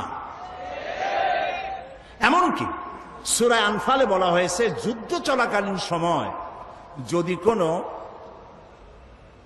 অমুসলিম ইসলামকে জানার জন্য মুসলমানদের তাঁবুতে আসে, তাহলে তাকে তুমি ইসলাম বুঝাও। যদি সে ইসলাম বোঝে তো ভালো কথা, ইসলাম কবুল করুক। আর যদি না বোঝে, কোন আঘাত করবে না, নিরাপদে তার ডেরায় পৌঁছে দাও, তারপরে যুদ্ধের আগে নয়। এ কথা তো বলা হয় নাই যে তোমার কাছে ইসলাম জানতে আসলো, অথবা যারাই তোমার কাছে আসলো ঘেটি পাড়ায় ধরিয়ে মুসলমান বানায় দাও। আছে এরকম কথা? লা ইকরাহা ফিদ্দীন, ধর্মের মধ্যে কোনো বাড়াবাড়ি নাই। এইটারে তারা বলে নিয়েছে যে ধর্মের মধ্যে বাড়াবাড়ি নাই মানে হলো যার যার ধর্ম তার কাছে নামাজ রোজা করা, আমার ইচ্ছা করলে করলাম, না করলে না করলাম, শ্বশুর বাড়ি না মামু বাড়ির আবদা। আরেকটি তারা দলিল বলেন, সেটা হচ্ছে কন্ত, সেটা কি? ও মাশাআল্লাহ, আপনাদের তো তাও মুখস্থ। ওদের সব থেকে মজবুত দলিল লাকুম দীনুকুম ওয়ালিয়া দিন। এটা হলো ধর্মনিরপেক্ষতার আয়াত। নাউযু বিল্লাহ, আল্লাহর কালাম বোঝেন না, এটা স্বীকার করেন। আল্লাহর কালাম পড়েন না, এটা স্বীকার করেন। কোরআন শরীফের প্রতিটি সূরা নাজিলের একটা প্রেক্ষাপট আছে, তাকে আরবিতে কি বলা হয়? শানে নজুল। আপনি যে আয়াতটা পড়লেন লাকুম দীনুকুম ওয়ালিয়া দিন, এটি কোন সূরা? সূরা কাফিরুন। এটা নাজিলের প্রেক্ষাপট কি? নাজিলের প্রেক্ষাপট হলো কাফেরেরা মুহাম্মদ সাল্লাল্লাহু আলাইহি সাল্লামকে বলেছিল যে ইয়া মুহাম্মদ সাল্লাল্লাহু আলাইহি সাল্লাম বলবেন না, তা আমার বলে দিতে হয় কেন? যখনই নাম শুনবেন আর বলবেন, সাথে সাথে বলবেন সাল্লাল্লাহু আলাইহি সাল্লাম। আসুন আমরা ভাগ করে নিই ধর্মকে।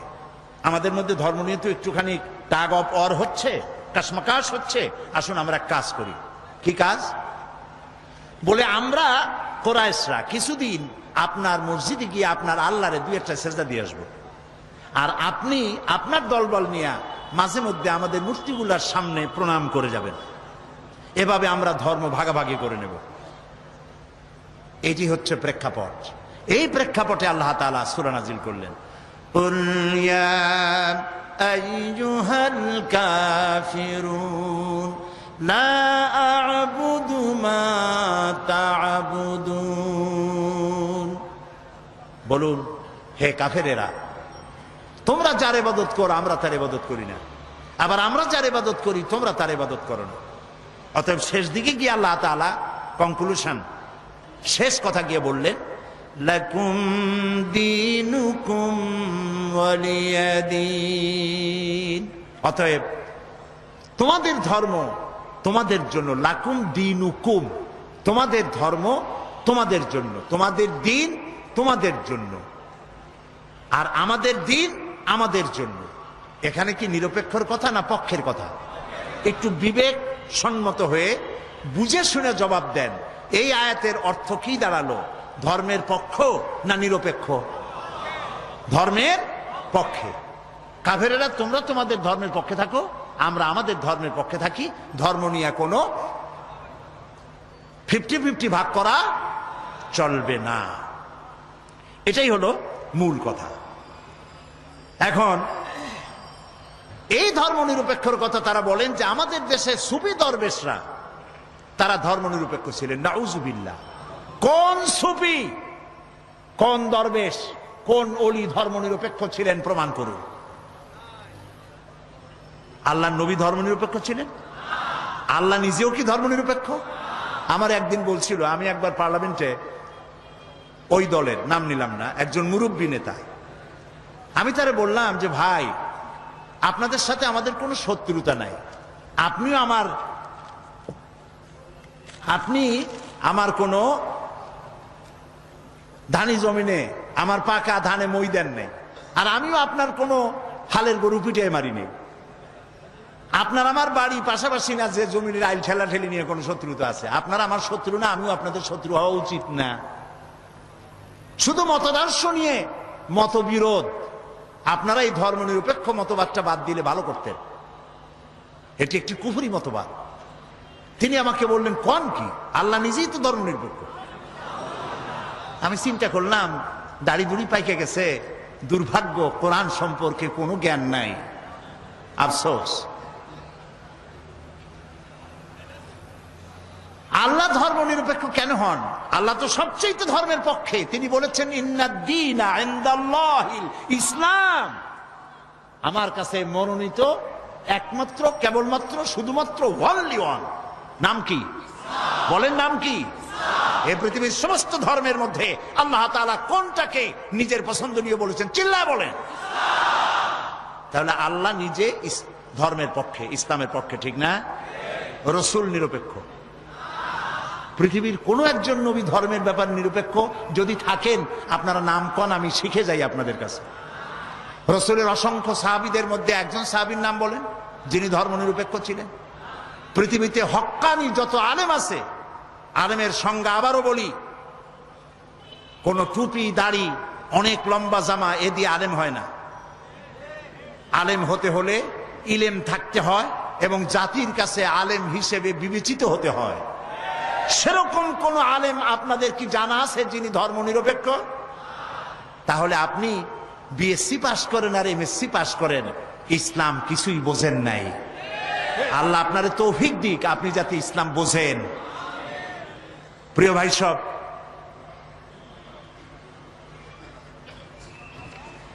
ধর্মনিরপেক্ষবাদী,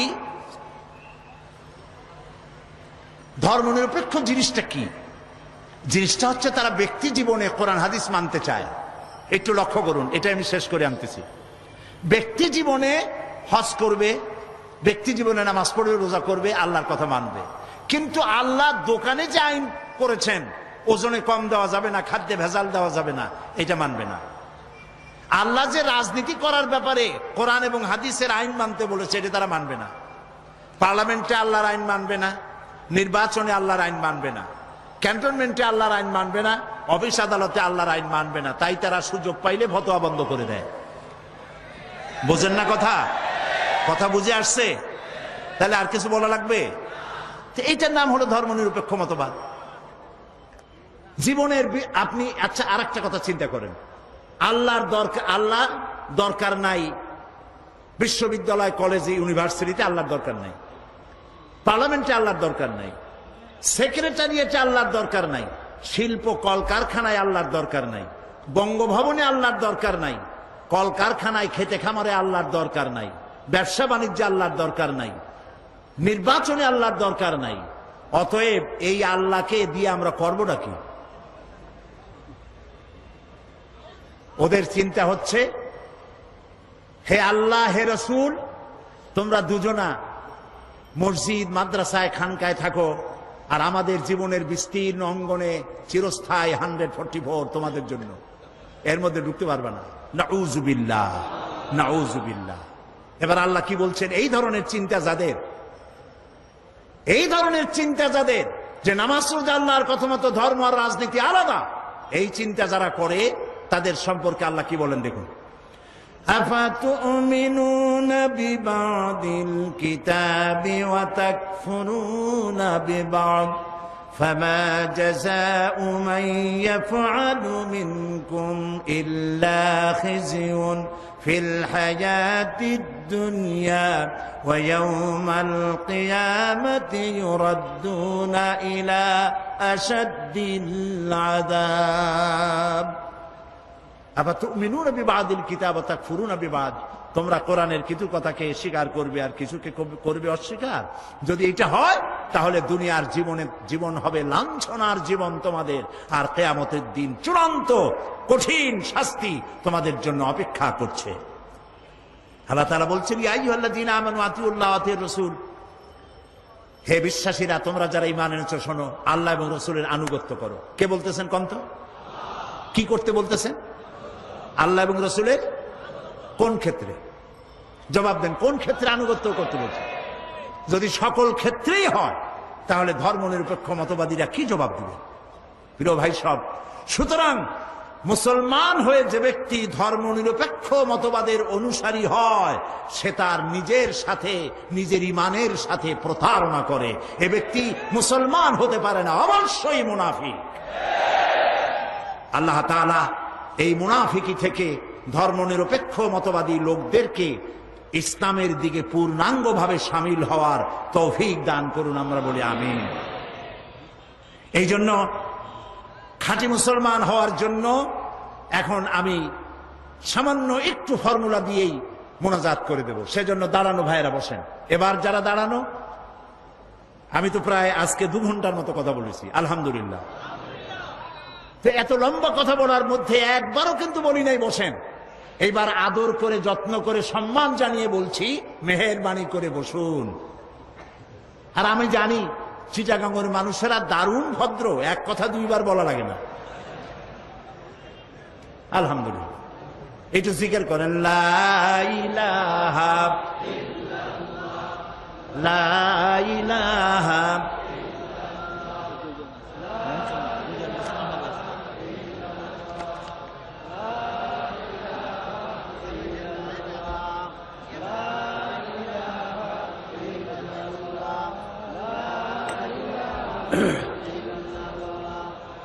বন্ধুগণ, ফর্মুলাটা পরে দেই। নতুন খবর, খুশির খবর, 2 জন অমুসলিম ভাই ইসলাম কবুল করতে এসেছেন।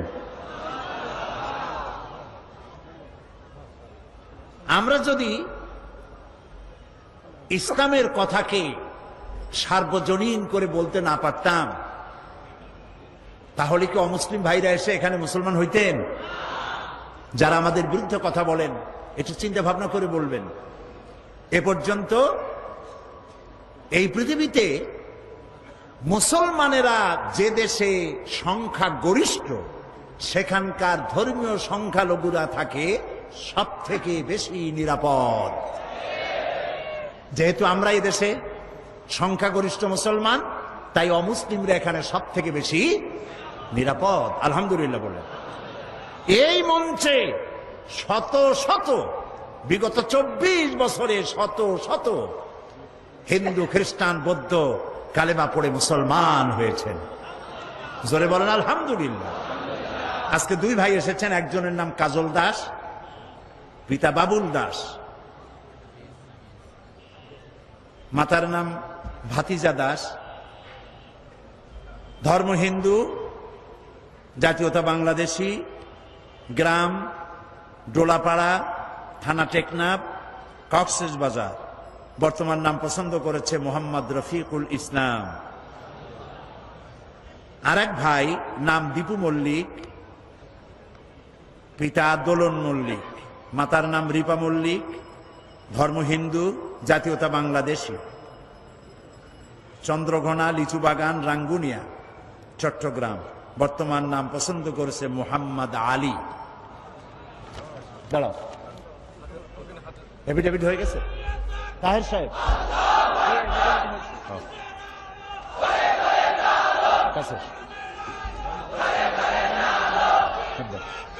এরা আলহামদুলিল্লাহ তারা এফিডেভিট করিয়ে এসছে, আলহামদুলিল্লাহ বলে। সরকারি নিয়ম অনুযায়ী এফিডেভিট করে এসেছেন। বলো লা ইলাহা ইল্লাল্লাহু মুহাম্মাদুর রাসূলুল্লাহ আল্লাহ ছাড়া কোনো ইলাহ নাই, মাবুদ নাই। মুহাম্মদ সাল্লাল্লাহু আলাইহি ওয়াসাল্লাম আল্লাহর প্রেরিত রাসূল। আশহাদু আন লা ইলাহা ইল্লাল্লাহু ওয়াহদাহু লা শারীকা লাহু ওয়া আশহাদু আন্না মুহাম্মাদান আবদুহু ওয়া রাসূলুহু। আমি সাক্ষ্য দিচ্ছি আল্লাহ ছাড়া কোনো ইলাহ নাই, কোনো উপাস্য নাই, মাবুদ নাই। তিনি এক, তিনি একক, তার কোনো অংশীদার নাই। আমি আরো সাক্ষ্য দিচ্ছি মুহাম্মদ সাল্লাল্লাহু আলাইহি ওয়াসাল্লাম আল্লাহর বান্দা এবং তার প্রেরিত রাসূল। সকলকে বলো আসসালামু আলাইকুম।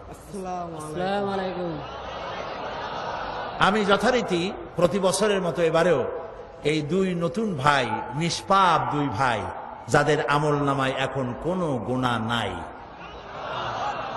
রাসূলের হাদিস অনুযায়ী তাদের আমল নামায় এখন কোনো গুনাহ নাই। সুতরাং এই নিষ্পাপ দুই ব্যক্তিকে এই বিশাল জনসমুদ্রের পক্ষ থেকে আমি তাদেরকে আলিঙ্গন করছি।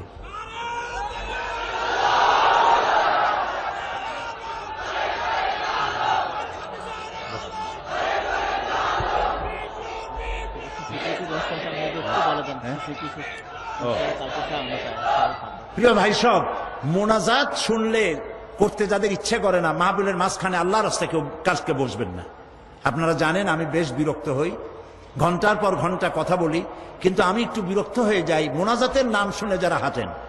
মোনাজাত যাদের পছন্দ নয়, আল্লাহর রাস্তায় মাহফিলের মাঝখানে কালকে আর বসবেন না, এক সাইডে বসবেন। আল্লাহ আপনাদের প্রতি রহম করুন, বলেন আমি। আগামীকাল কয়টার সময় তাই? আগামীকাল সকাল 9:30টায় এই প্যান্ডেলে শিশু কিশোরদের সমাবেশ হবে 25 বছর তাফসিরের পূর্তি উপলক্ষে। আলহামদুলিল্লাহ বলে। আমরা সবাই কম বেশি ইসলাম জানি, কিন্তু বাচ্চা ছেলেরা ইসলাম জানার এবং বিভিন্ন প্রশ্নের জবাব সব জায়গায় খুঁজে পায় না। এই জন্য আপনারা আপনাদের শিশুদের কয় বছর থেকে?